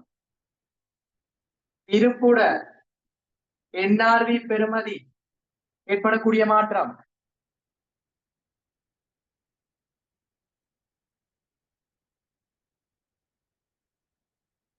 இதை நாங்க சொல்லுவோம் மதிப்பீட்டு மாற்றம். உங்களுக்கு தெளிவா விளக்கமா நோட்ஸ் தந்துகிறேன். சரிதானே? அப்ப கொள்கை மாற்றம்னா அந்த ரெண்டு விஷயம். அது தவிர்ந்த அனைத்து காரணிகளும் மதிப்பீட்டு மாற்றம். இப்ப ஆன்சருக்கு போவோம். ABC தரப்பட்டிக்கு கேட்கப்பட்ட கேள்வி, கணக்கீட்டு கொள்கைகள் மீதான மாற்றம் ஒன்றாக கருதப்படக்கூடியது. அதாவது என்ன? கொள்கை மீதான மாற்றம். கொள்கை மாற்றம் கேட்டா இந்த ரெண்டு மட்டும் தான் வரும். மற்ற வேறு விஷயம் வந்தா மதிப்பீட்டு மாற்றம் எடுங்க. ABC ஏ பாருங்க. பெருமான தேர்வு செய்யும் முறை. பெருமான தேர்வு செய்யும் முறை. எனவே ஏன்னு சொல்றது மதிப்பீட்டு மாற்றம். எனவே வராது. இரண்டாவது பாருங்க பி, இருப்பு மதிப்பீட்டில் பயன்படுத்தக்கூடிய கிரைய சூத்திரத்தினை நிறையிடப்பட்ட சராசரி கிரை முறை வந்து முதல் வெளிமுறை. எனவே என்ன சொல்லி தந்துட்டேன். எனவே பி வரும்.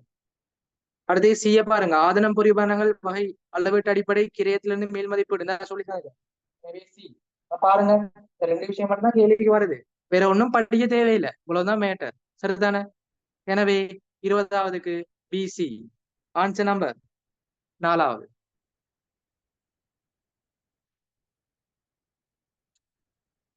உங்களுக்கு மேலதிகமான விஷயம் செமினார் செய்வேன். அந்த செமினார் டைம் இதெல்லாம் சேர்த்து தொகுப்பா எல்லா நோட்ஸும் தருவேன். சரியா? ஓகே, இதுவரைக்கும் பார்த்த முதல் 20 கேள்வி கிளியர்னா போட்டுக்கோங்க.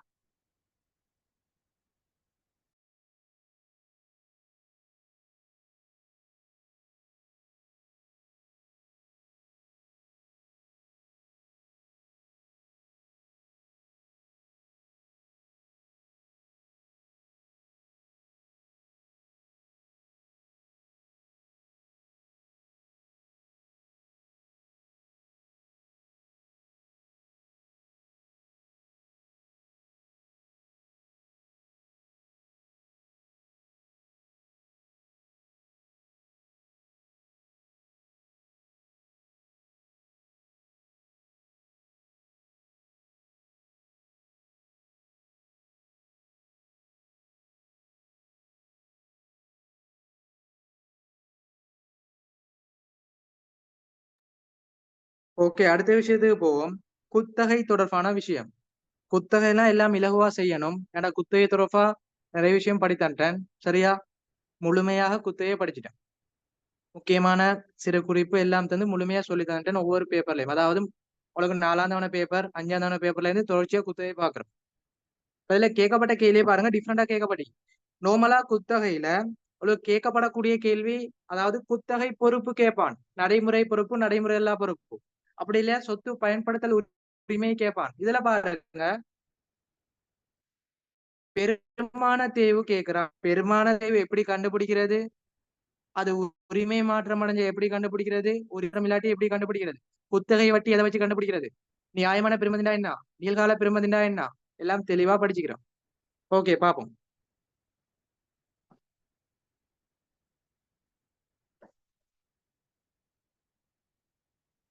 இல்ல கேட்கப்பட்ட கேள்வி பெருமான தேய்வு.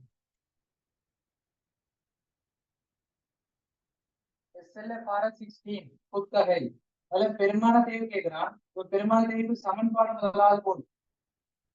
பார்ட் 1 சொல்றது உங்களுக்கு சமன்பாடு மட்டும்தான், கணக்குல வேற ஒண்ணும் இல்லை. கன்செப்ட் விளங்கினா நோட்ஸ் கேள்வி செய்யலாம், சமன்பாடுகளை போட்டா கணக்கு செய்யலாம்.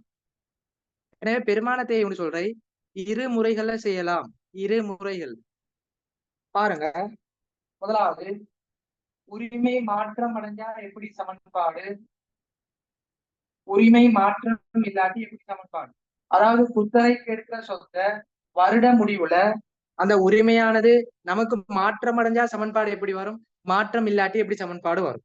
முதலாவது உரிமை மாற்றம் அடைஞ்சா நியாயமான பெறுமதி, அந்த சொத்தின் நியாயமான பெறுமதியின் கீழ் பயன் தரும் ஆயுட்காலம், இந்த குத்தகை சொத்துட நியாயமான பெறுமதியின் கீழ் பயன் தரும் ஆயுட்காலம். உரிமை மாற்றம் அடைய இல்லையா, இந்த குத்தகை சொத்தின் நியாயமான பெறுமதியின் கீழ் குத்தகை காலம். இதை தெளிவா விளைய கொள்ளும். நியாயமான பெறுமதியை பயன் தருவாய் காலத்தால பிரிச்சா உரிமை மாற்றம், மாற்றம் இல்லாட்டி நியாயமான பெறுமதியை குத்தகை காலத்தால பிரிச்சா பெருமானத்தையே வரும். இப்ப இதுல பாருங்க, நியாயமான பெறுமதி நியாயமான பெறுமதி கதைக்கிறோம் அப்படின்னா என்ன, நியாயமான பெறுமதி, நியாயமான பெறுமதி எப்படி வரும், குத்தகை சொத்துட நிகழ்கால பெறுமதியோட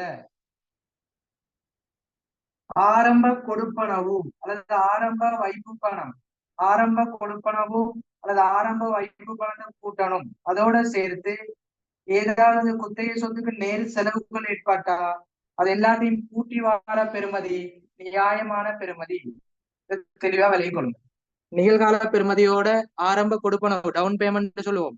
ஒரு பைக் ஒண்ணு நாங்க பினான்ஸுக்கு எடுக்க போறோம், அட மொத்த பெறுமதி 10 லட்சம். இப்ப ஆரம்பத்துல அவன் சொல்லிக்கிறான் 6 லட்சம் கட்டினாதான் அந்த பைக்கையும் உங்களுக்கு எடுக்கலாம். அப்ப ஆரம்பத்துல செலுத்துறமே அந்த பெறுமதி தான் சொல்லுவோம் ஆரம்ப கொடுப்பனவு.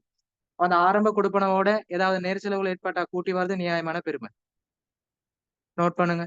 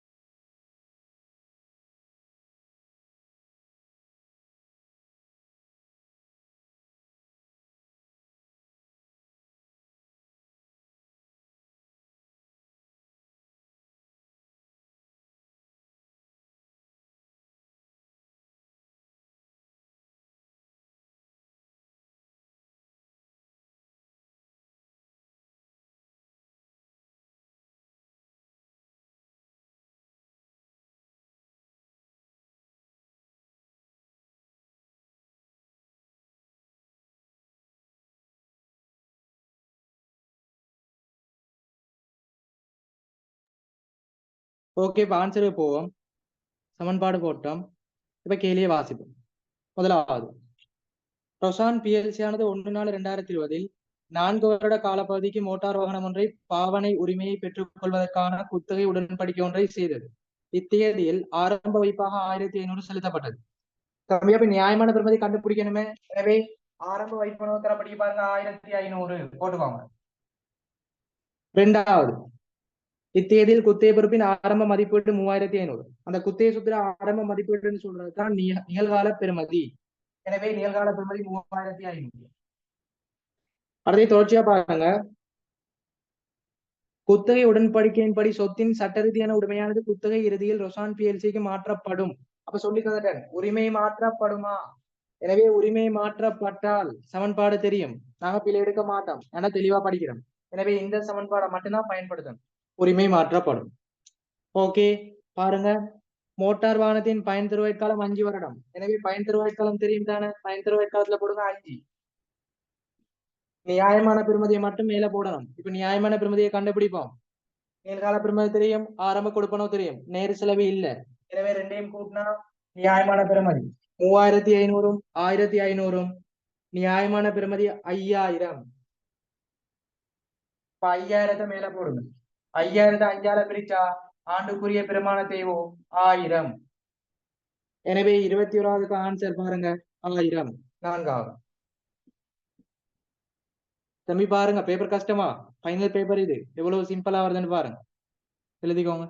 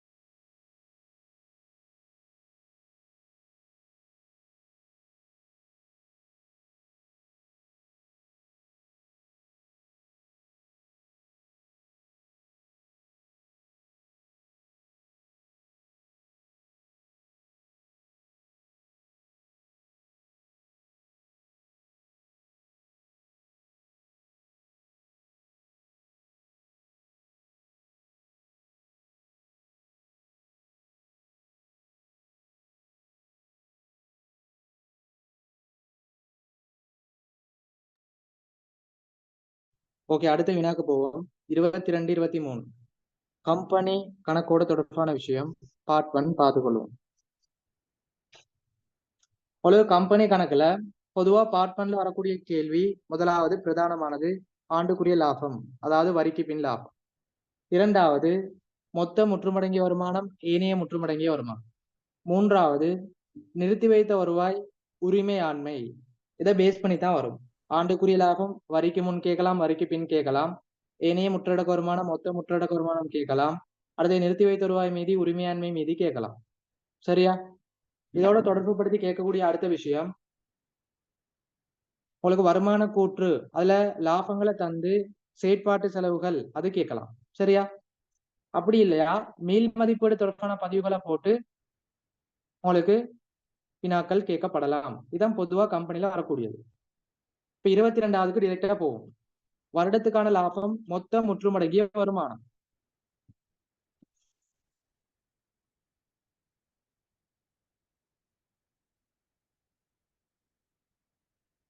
இப்ப கம்பெனியெல்லாம் சிம்பிளா நீங்க செய்வீங்க. ஏன்டா நாங்க நிறைய விஷயம் படிச்சுட்டோம், பார்ட் 1 பேப்பர்ல நிறைய செஞ்சுட்டோம்.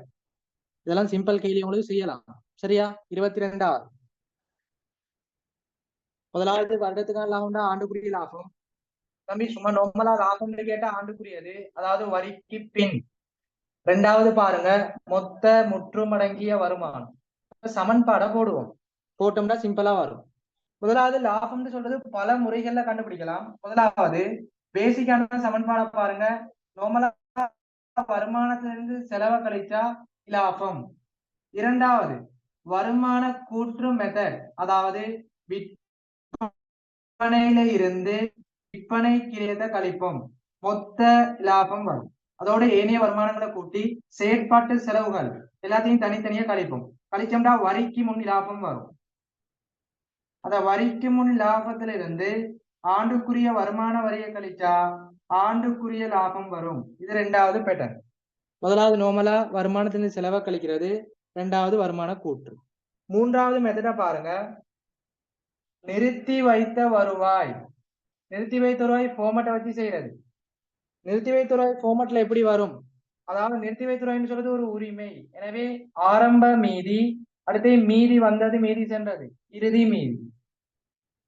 அடுத்து நிறுத்தி வைத்த வருவாய் கணக்குல என்னெல்லாம் வரும் போட்டுக்கோங்க. முதலாவது பொது ஒதுக்கத்திற்கு மாற்றுதல், பொது ஒதுக்கத்திற்கு மாற்றுதல். இரண்டாவது நிறுத்தி வைத்த வருவாயை மூலதனமாக்குதல். மூன்றாவது இடைக்கால பங்கு லாபம் செலுத்துதல். இது மூன்றும் வரும். பொது ஒதுக்கத்திற்கு மாற்றுதல், நிறுத்தி வைத்த வருவாயை மூலதனமாக்குதல், இடைக்கால பங்கு லாபம் செலுத்துதல். எனவே வரவுல வரும் வருமான கூற்றுக்கு மாற்றியது ஆண்டுக்குரிய லாபம். அப்ப நிறுத்தி வைத்த ரூபாய் கணக்கு செஞ்சு எல்லாத்தையும் பதிவு செஞ்சா செலவுல டிஃப்ரெண்டா வாருது ஆண்டுக்குரிய லாபம். அடுத்த இறுதியா ஒரு மெத்தட் பாருங்க, மொத்த முற்றுமடங்கிய வருமானத்தை இருந்து கழிங்க ஏனைய முற்றுமடங்கிய வருமானத்தை வாருது ஆண்டுக்குரிய லாபம். மொத்த முற்றுமடங்கிய வருமானத்துல இருந்து ஏனைய முற்றுமடங்கிய வருமானத்தை கழிச்சா ஆண்டுக்குரிய லாபம் வரும். ஓகே, இப்ப பாருங்க மொத்த முற்றுமடங்கிய வருமானத்துக்கான சமன்பாடு. மொத்த முற்றுமடங்கிய வருமானத்துக்கான சமன்பாடு ஏனைய முற்றுமடங்கிய வருமானத்தோட ஆண்டுக்குரிய லாபத்தை கூட்டி எடுத்தோம்னா மொத்த முற்றுமடங்கிய வருமானம் வரும். இவ்வளவுதான் இரண்டுக்குமான சமன்பாடுகள். அப்ப ஆண்டுக்குரிய லாபம் இப்படி 4 மெத்தட்ல தரப்படக்கூடிய தரவுகளை வச்சு மெத்தடை நீங்க யோசிச்சுதான் செய்யணும். சரிதானே? இப்ப நாங்க ஆன்சருக்கு போவோம். 1/4/2020 சமந்தா பிஎல்சியின் கூறப்பட்ட சாதாரண பங்கு மூலதனமும் நிறுத்தி வைத்த வருவாயும் முறையே 8000 2000 இருந்தது. கூறப்பட்ட மூலதனம் இப்ப தேவையில்லை, அதை போட வேணும்.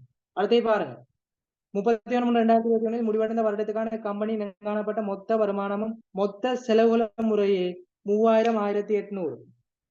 அப்ப மொத்த வருமானத்துல இருந்து மொத்த செலவு கழிச்சா லாபம் வருமா? வரலாம். ஓகே, பாப்போம். பாத்துக்கோங்க, இதுல ஒரு சின்ன விஷயம் ஒண்ணு தெளிவா சொல்லித்தாரேன், நோட் பண்ணிக்கோங்க. முதலாவது மீள் மதிப்பீட்டு காணப்படுற சந்தர்ப்பத்துல, இரண்டாவது மீள் மதிப்பீடு இல்லாத சந்தர்ப்பத்துல. மீள் மதிப்பீடு காணப்படுற சந்தர்ப்பத்துல மொத்த வருமானத்திலிருந்து மொத்த செலவை கழிச்சா, இங்க மீள் மதிப்பீடு காணப்படுது தம்பி. மீள் மதிப்பீடு காணப்பட்டா அங்க மொத்த வருமானத்திலிருந்து மொத்த செலவை கழிக்கும் போது நமக்கு ஆன்சரா வரக்கூடியது மொத்த முற்றும் அடங்கிய வருமானம். ஏண்டாங்க மீள் மதிப்பீடு ஈக்குது, எனவே மொத்த வருமானத்தின் மொத்த செலவு கழிச்சா மொத்த முற்றுமடங்கிய வருமானம் ஆன்சரா வரும். ரெண்டாவது சந்தர்ப்பம் பாருங்க, இங்க மீள் மதிப்பீடு இல்ல. மீள் மதிப்பீடு இல்லாத சந்தர்ப்பத்துல மொத்த வருமானத்திலிருந்து மொத்த செலவுகளை கழிச்சா ஆண்டுக்குரிய லாபம் ஆன்சரா வரும். இதை தெளிவா விளைவிக்கோங்க. இங்க மீள் மதிப்பீடு இல்லதானே, அப்ப வருமானத்திலிருந்து நம்மளா செலவு கழிச்சா லாபம். இங்க மீள் மதிப்பீடு காணப்படுது, வருமானத்திலே இணைய முற்றெடுக்க வருமானம் காணப்படும், மிகை மொத்த செலவுல பற்றாக்குறை காணப்படும். எனவே அந்த மொத்த வருமானத்துல இந்த மொத்த செலவு போனா மொத்த முற்றுமடங்கிய வருமானம். இதை தெளிவா விளைவிக்கோங்க. எனவே இது ரெண்டும் டிஃப்ரெண்ட், இப்படித்தான் வரும். மேல் மதிப்பீடு ஈக்கிற சந்தர்ப்பத்துல மொத்த வருமானத்துல மொத்த செலவு போனா மொத்த முற்றுமடங்கிய வருமானம் ஆன்சரா வரும். மேல் மதிப்பீடு இல்லாத சந்தர்ப்பத்துல மொத்த வருமானத்துல மொத்த செலவு போனா ஆண்டுக்குரிய லாபம் வரும். நோட் பண்ணுங்க.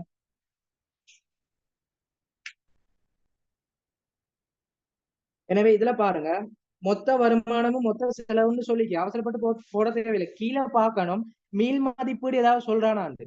இவ்வருடத்துக்கான இனங்காணப்பட்ட மொத்த செலவுகள் இயந்திரத்தை 2வது தடவையாக மீள் மதிப்பீடு செய்த போது ஏற்பட்ட பற்றாக்குறை 600 உள்ளடக்கியுள்ளது. அப்ப தெளிவா விளங்கிட்டு இங்க மீள் மதிப்பீடும் காணப்படுது. அந்த மீள் மதிப்பீடுன்னு சொல்றதும் செலவுக்குள்ள உள்ளடங்குதான்.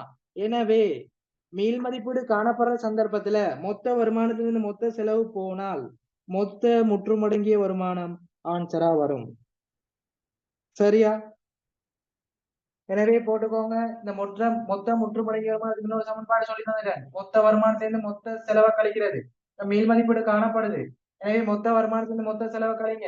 3000 மொத்த வருமானம், மொத்த செலவு 1200 கழிச்சோம்னு சொன்னா டிரெக்டா மொத்த முற்றுமடங்கிய வருமானம் வரும்.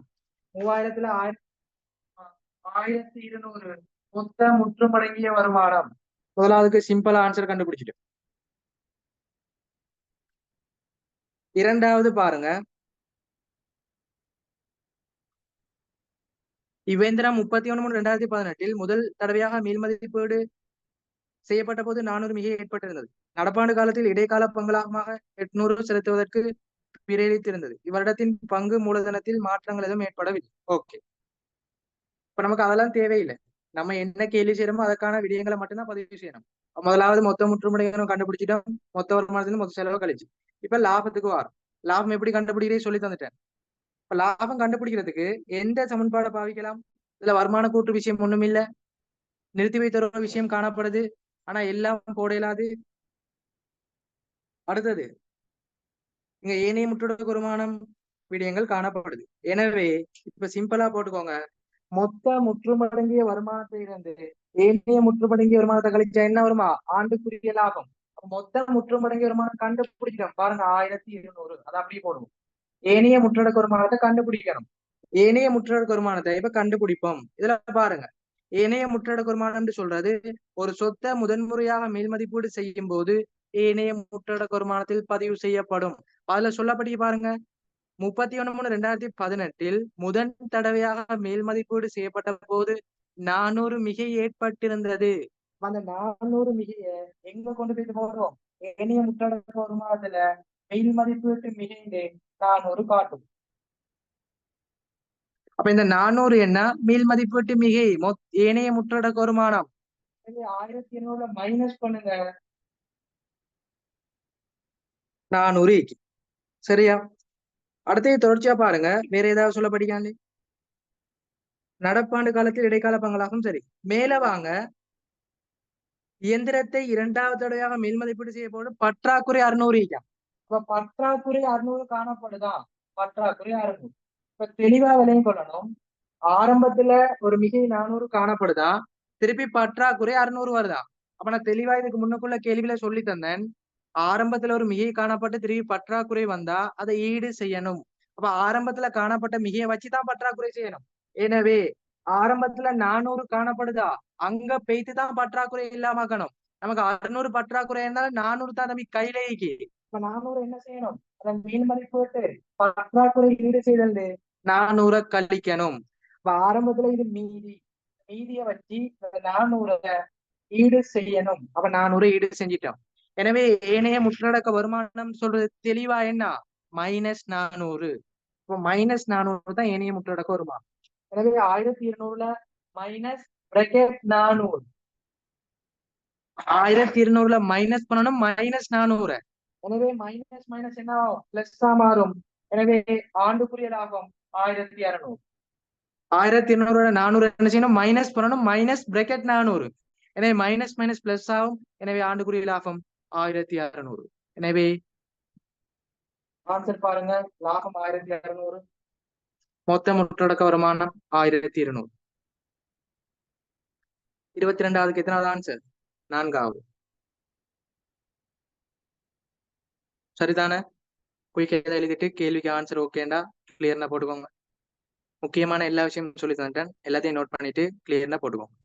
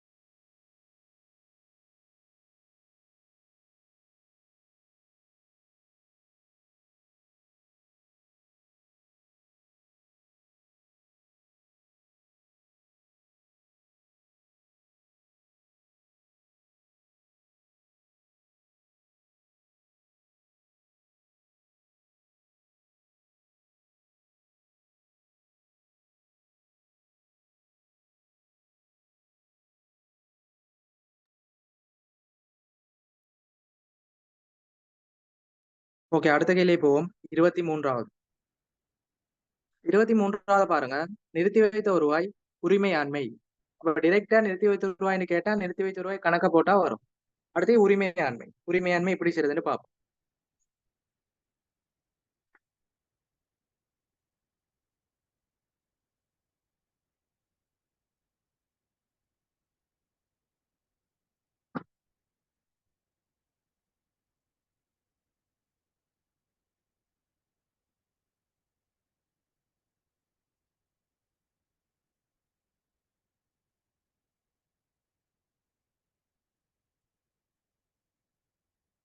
பாருங்க, நிறுத்தி வைத்த வருவாய் உரிமையாண்மை. ஒரு கம்பெனில நிறுத்தி வைத்த ரூபாய் மீதி கேட்டா நிறுத்தி வைத்த ரூபாய் கணக்க போடுங்க. இவன் தான் சொல்லி தந்தேன். இப்ப எப்படி வரும்? முதலாவது ஆரம்ப மீதி, இரண்டாவது இறுதி மீதி. மீதி வந்தது, மீதி சென்றது. இதுதான் கண்டுபிடிக்கணும். இங்க பாருங்க, செலவுல ஆண்டுக்குரிய லாபம், வரவுல பொது ஒதுக்கத்திற்கு மாற்றப்பட்டது, நிறுத்தி வைத்த வருவாயை மூலதனமாக்குதல், இடைக்கால பங்கு லாபம் செலுத்து. எல்லாத்தையும் பதிவு செஞ்சா கூட்டி எடுத்தோம்னா இறுதி மீதி வரும். உரிமைன்னு சொல்றது கம்பெனில கூறப்பட்ட மூலதனத்தோட ஒதுக்கங்களை கூட்டி வாரும். இப்ப ஒதுக்கங்கள்னு சொல்றது 3 ஒதுக்கம் காணப்படும். அதாவது பொது ஒதுக்கம், மீள் மதிப்பீட்டு ஒதுக்கம், நிறுத்தி வைத்த வருவாய். எல்லாத்தையும் கூட்டி வந்தா கம்பெனில உரிமை ஆண்மை, உரிமை மாற்றல் கூற்று, அதோட தொடர்பானது. நோட் பண்ணிக்கோங்க.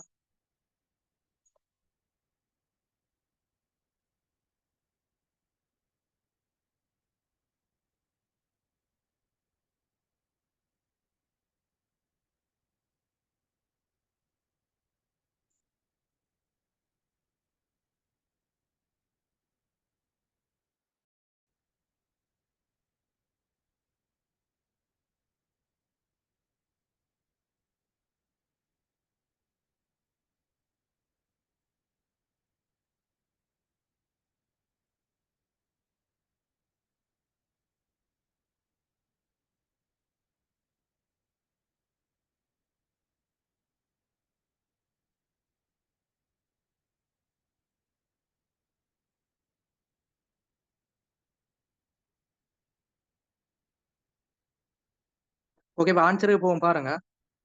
நிறுத்தி வைத்த ரூபாய் கணக்கு போட்டுக்கிறோம். அதை பதிவு செஞ்சா சரி. முதலாவது 1/4/2020 கூறப்பட்ட மூலதன நிறுத்தி வைத்த ரூபாயும் முறை. கூறப்பட்ட மூலதனம் தரப்பட்டு 8000, நிறுத்தி வைத்த ரூபாய் 2000.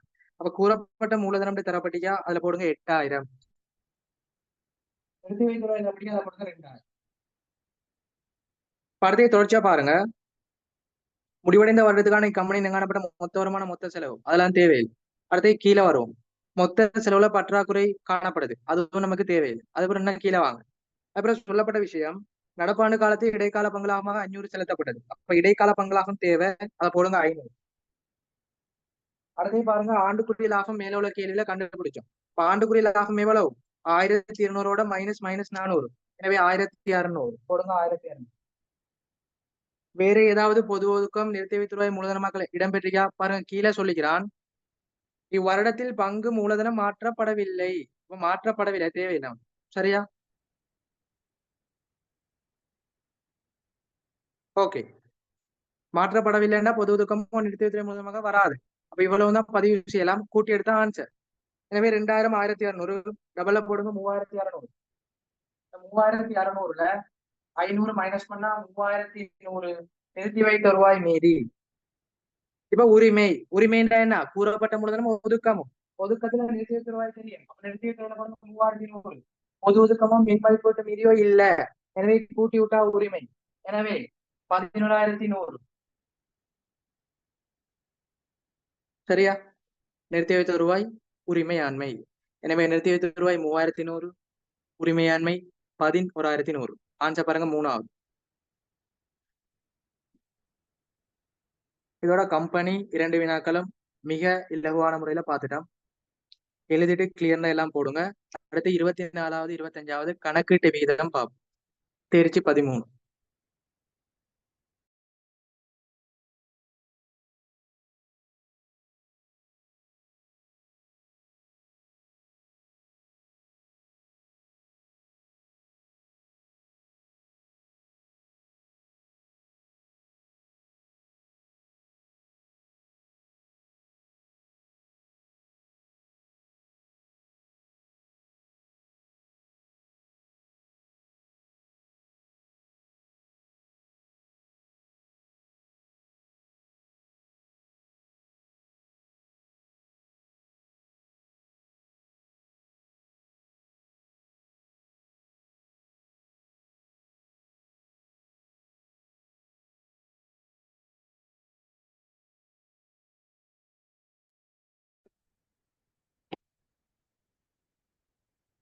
தம்பி ஓகேயா தங்கச்சி ஓகேன்னு போட்டுக்கோங்க. ரெஸ்பான்ஸ் பண்ணுங்க சரியா. 80க்கு மேல ஸ்டூடெண்ட்ஸ் இருக்குது. ஆனா ஜாயின் பண்றது கொஞ்சம் பேர் தான். மதக்க ரெக்கார்டிங் பார்த்து படிக்கிறது. ஓகே, தொடர்ச்சியா கிளாஸ்ல ஜாயின் பண்ணி படிங்க. சும்மா டைம் வேஸ்ட் பண்ண தேவையில்லை. ஏதாவது பிரச்சனையா இருந்தால் மட்டும் ரெக்கார்டிங்கை பாருங்க. ஏன்னா ஒவ்வொரு கிளாஸும் ரெக்கார்டிங் தருவேன் சரியா. உங்களோட ரெஸ்பான்ஸை போட்டுக்கோங்க ஓகேயான்னு. டவுட்னு சொன்னா உடனே கேளுங்க. இப்போ என் கிளாஸ்ல வந்து டவுட் வராது. பொதுவா நான் எல்லாம் சொல்லி தந்துடுவேன். உங்களுக்கு தேவையான சகல விடயங்களும் கிளாஸ்ல சொல்லி தருவேன். அமைதியா இருந்து கேட்டாலே போதும், பாடம் கிளியரா விளையாட்டு போகும். அதாவது சும்மா பார்த்துட்டு இருக்கிறது இல்ல, சொல்ல சொல்ல கொப்பில எழுதிட்டு போங்க. அப்பதான் பாடம் கிளியரா போகும், எக்ஸாம் இலகுவா செய்யலாம். உங்களுக்கு நான் எத்தனை தவணை ஈகி? 6ஆம் தவணை மட்டும்தான் ஈகி சரியா. இப்போ 6ஆம் தவணையில கட்டாயம் ஏ எடுக்கணும். இப்போ அதுக்குரிய விஷயத்த பார்த்துக்கொள்ளுங்க. 6ஆம் தவணையில ஏ எடுத்தா தான் ஃபைனலையும் ஏ எடுக்கலாம் அப்படின்னு இல்லை. ஆனா 6ஆம் தவணையில ஏ எடுக்க ட்ரை பண்ணுங்க சரியா. நார்மலா 6ஆம் தவணையில ஏ எடுக்காதாக்க ஃபைனல்ல ஏயும் எடுக்க முடியும். ஆனா நீங்க ஃபோக்கஸ் பண்ணுங்க, கடைசி எக்ஸாம்ல ஏ எடுப்போம். அப்ப அந்த ஹோப்போட படிச்சா ஃபைனலையும் இலகுவா ஏ எடுக்கலாம் சரியா. நமக்கு மெயினான விஷயம் ஃபைனல் தான். அப்ப இது வரைக்கும் எனக்கு ஒன்றும் தெரியாது, டபிள்யூ தான் வருது, எனக்கு பாடமே விளங்கலாட்டியும் பிரச்சனை இல்லை. எல்லா விஷயமும் தந்துக்கிறேன். சிலபஸ் தெரியாட்டியும் எடுக்கலாம் பேப்பர் கிளாஸை வச்சு. இப்போ பார்ட் ஒன்ல நிறைய முடிச்சுக்கிறேன். அவளை பார்ட் ஒன் வீடியோவும் பார்க்கணும்.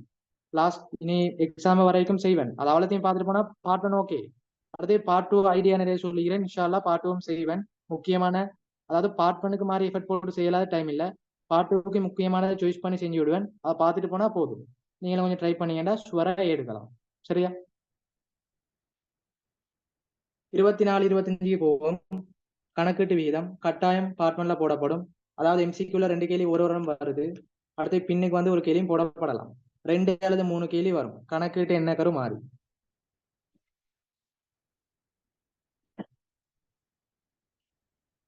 உங்களுக்கு கணக்கீட்டு விகிதம் சமன்பாடு அடிப்படையாக கொண்ட கேள்வி, கணிப்பீட்டு கேள்வி கேட்கலாம், அல்லது கூற்று கேள்வி வரலாம். எல்லாம் உங்களுக்கு சொல்லி தந்தீங்க. சொல்லித்தராத விஷயம் ஒண்ணும் இல்லை, எல்லாம் சொல்லி தந்தீங்க சரியா.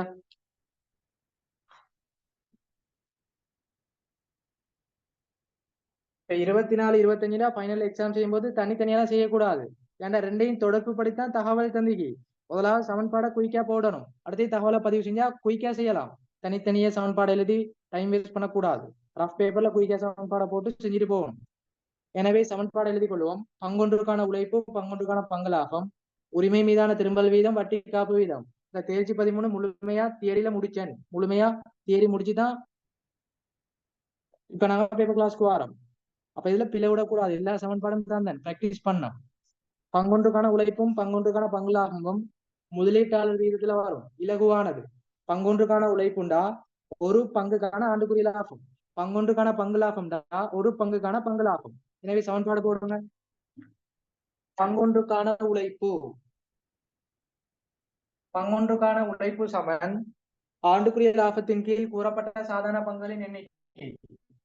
ஆண்டுக்குரிய லாபத்தின் கீழ் கூறப்பட்ட சாதாரண பங்குகளின் எண்ணிக்கை முழுமையா சமன்பாடுவோம். உழைப்பு சமன் ஆண்டுக்குரிய லாபத்தின் கீழ் கூறப்பட்ட சாதாரண பங்குகளின் எண்ணிக்கை. அடுத்தது பங்கொன்றுக்கான பங்கு லாபம். அதே போலதான் பங்கொன்றுக்கான பங்கு லாபம், அதாவது பங்கு லாபத்தின் கீழ் கூறப்பட்ட சாதாரண பங்குகளின் எண்ணிக்கை. இந்த இரண்டு விடயங்களும் ரூபா அடிப்படையில கொடுக்கப்படும் சரியா. பங்கொன்றுக்கான உழைப்பு சமன் ஆண்டுக்குரிய லாபத்தின் கீழ் கூறப்பட்ட சாதாரண பங்குகளின் எண்ணிக்கை. பங்கொன்றுக்கான பங்கு லாபம் பங்கு லாபத்தின் கீழ் கூறப்பட்ட சாதாரண பங்குகளின் எண்ணிக்கை. அடுத்தது உரிமை மீதான திரும்பல் வீதம், வட்டி காப்பு வீதம். இந்த உரிமை மீதான திரும்பல் வீதம் சொல்றது என்னத்துல வரும்? சொத்து பொருள் வீதம், மொத்த சொத்துக்கள் மீதான வருவாய் வீதம், உரிமை மீதான திரும்பல் வீதம். எந்த விகிதத்துக்குள்ள வருது?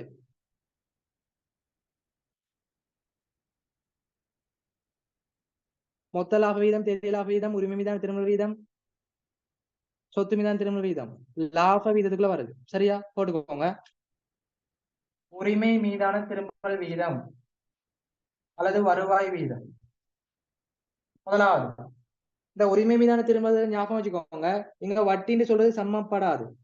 இங்க வட்டின்னு சொல்றது சம்பந்தப்படாது. சொத்து மீதான திரும்பல் வீதம், மொத்த சொத்துக்கள் மீதான விலை வீதம், அதுலதான் வட்டி வரும். இங்க வட்டி வராது.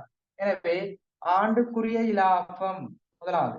ஆண்டுக்குரிய லாபத்தின் கீழ் உரிமையாண்மை அல்லது உரிமை மூலதனம்.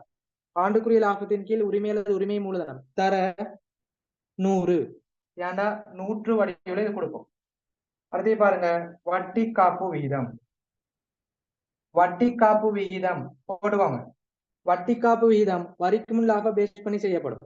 எனவே வரிக்கு முன் லாபம் பிளஸ் வட்டி அதன் கீழ் வட்டி. வட்டி காப்பு விதத்துல வட்டின்னு சொல்றது ஆண்டுக்குரிய வட்டி. ஞாபகம் வச்சுக்கோங்க, ஆண்டுக்கு உரிய வட்டியை தான் வட்டி காப்பு விதத்துல போடணும். செலுத்திய வட்டியோ செலுத்த வேண்டியதோ இல்ல, அது ரெண்டையும் கூட்டி வர ஆண்டுக்குரிய வட்டி. சமன்பாடை போட்டுக்கோங்க.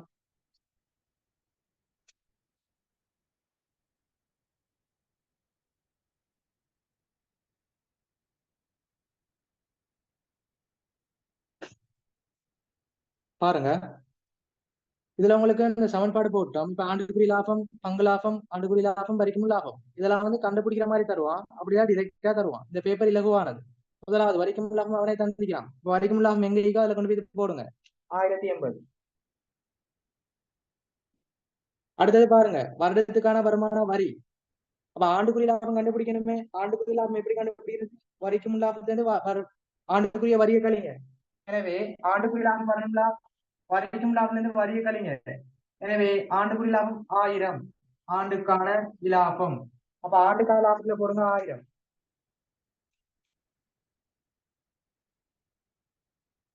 அடுத்தது பாருங்க, வட்டி செலவுகள் 160 படி.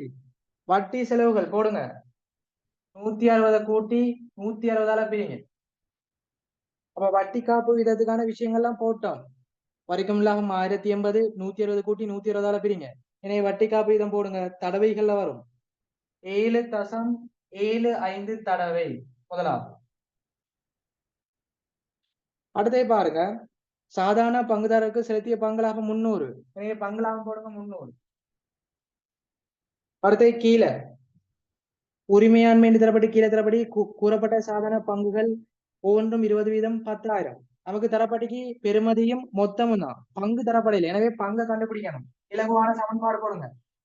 எப்படி நாங்க பங்குகளை கண்டுபிடிக்கிறீங்கன்னா,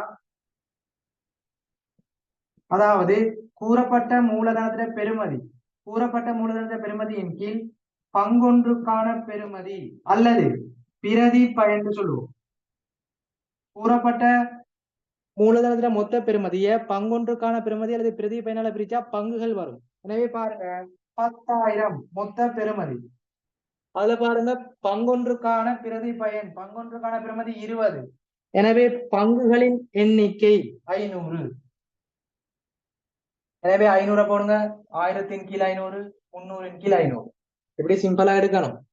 பங்கொன்றுக்கான பெருமதி, பங்கொன்றுக்கான பெருமதினா பங்கொன்றுக்கான விலை, கூறப்பட்ட மூலதனத்தை பெருமதியை பங்கொன்றுக்கான விலையால பிரிச்சா பங்கு வரும். எனவே 500 மேல போடுங்க, 1000 கீழ் 500, 300 கீழ் 500. இப்ப பிரிச்சு எடுங்க, 1500 பிரிச்சா 2 ரூபா. அடுத்து 300 500 பிரிச்சா 0.60 ரூபா. எனவே இந்த ரெண்டு விஷயம் கண்டுபிடிக்கும். இப்ப இறுதியா உள்ளது உரிமை மீதான திரும்பல் வீதம். ஆண்டுக்குரிய லாபம் தெரியுமா? ஓ தெரியும், போடுங்க 1000. அடுத்தது உரிமை. உரிமைன்னு சொன்னா என்ன? ஏற்கனவே சொல்லி தந்துட்டேன், கூறப்பட்ட மூலதனத்தோட ஒதுக்கத்தை கூட்டணும். இப்ப கூறப்பட்ட மூலதனம் எவ்வளவு? 10,000. உரிமையை பார்ப்போம். 10,000 கூறப்பட்ட மூலதனம். ஒதுக்கம் தரப்படி பாருங்க, கீழே 700. ரெண்டையும் கூட்டினா உரிமை வரும் 10,700. எனவே உரிமை போடுங்க 10,700 தர 100. எனவே 1000 கீழ் 10,700 தர 100, 9.39 வீதம். சரியா? சிம்பிளான விஷயம். எனவே முதலாவதுக்கு ஆன்சர் 2 ரூபா, இரண்டாவதுக்கு 0.60. எனவே 24வது ஆன்சரை பாருங்க, 2 ரூபா 0.60. எனவே ஆன்சர் நம்ம மூன்றாவது. அடுத்து 25வதுக்கு வாங்க. உரிமை மீதான திரும்பல் வீதம் 9.34. சாரி, 9.34. அடுத்தது வட்டி காப்பீதம் 7.75. 9.34 மட்டம் தட்டி எடுங்க. 9.34, 9.35 எடுங்க. சரியா? அப்படிதான் பேப்பர்ல போடப்பட்டி. அடுத்தது 7.75 தடவை. எனவே ஆன்சர் 25ஆவதுக்கு 3ஆவது. சரியா? இவ்வளவுதான் கணக்கீட்டு விகிதங்கள். பார்ட் 1லயும் வரும், பார்ட் 2லயும் வரும். இன்ஷால்லா பார்ட் 2 வினாக்கள் பார்ட் 2 சீரீஸ்ல பார்ப்போம். இதோட 1 தொடக்கம் 25 வினாக்கள் முழுமையாக ரிவிஷன் பண்ணிக்கிறோம். எல்லாத்தையும் நோட் பண்ணிட்டு எல்லாருக்கும் முழுமையா கிளியரா தெளிவான்னு போடுங்க.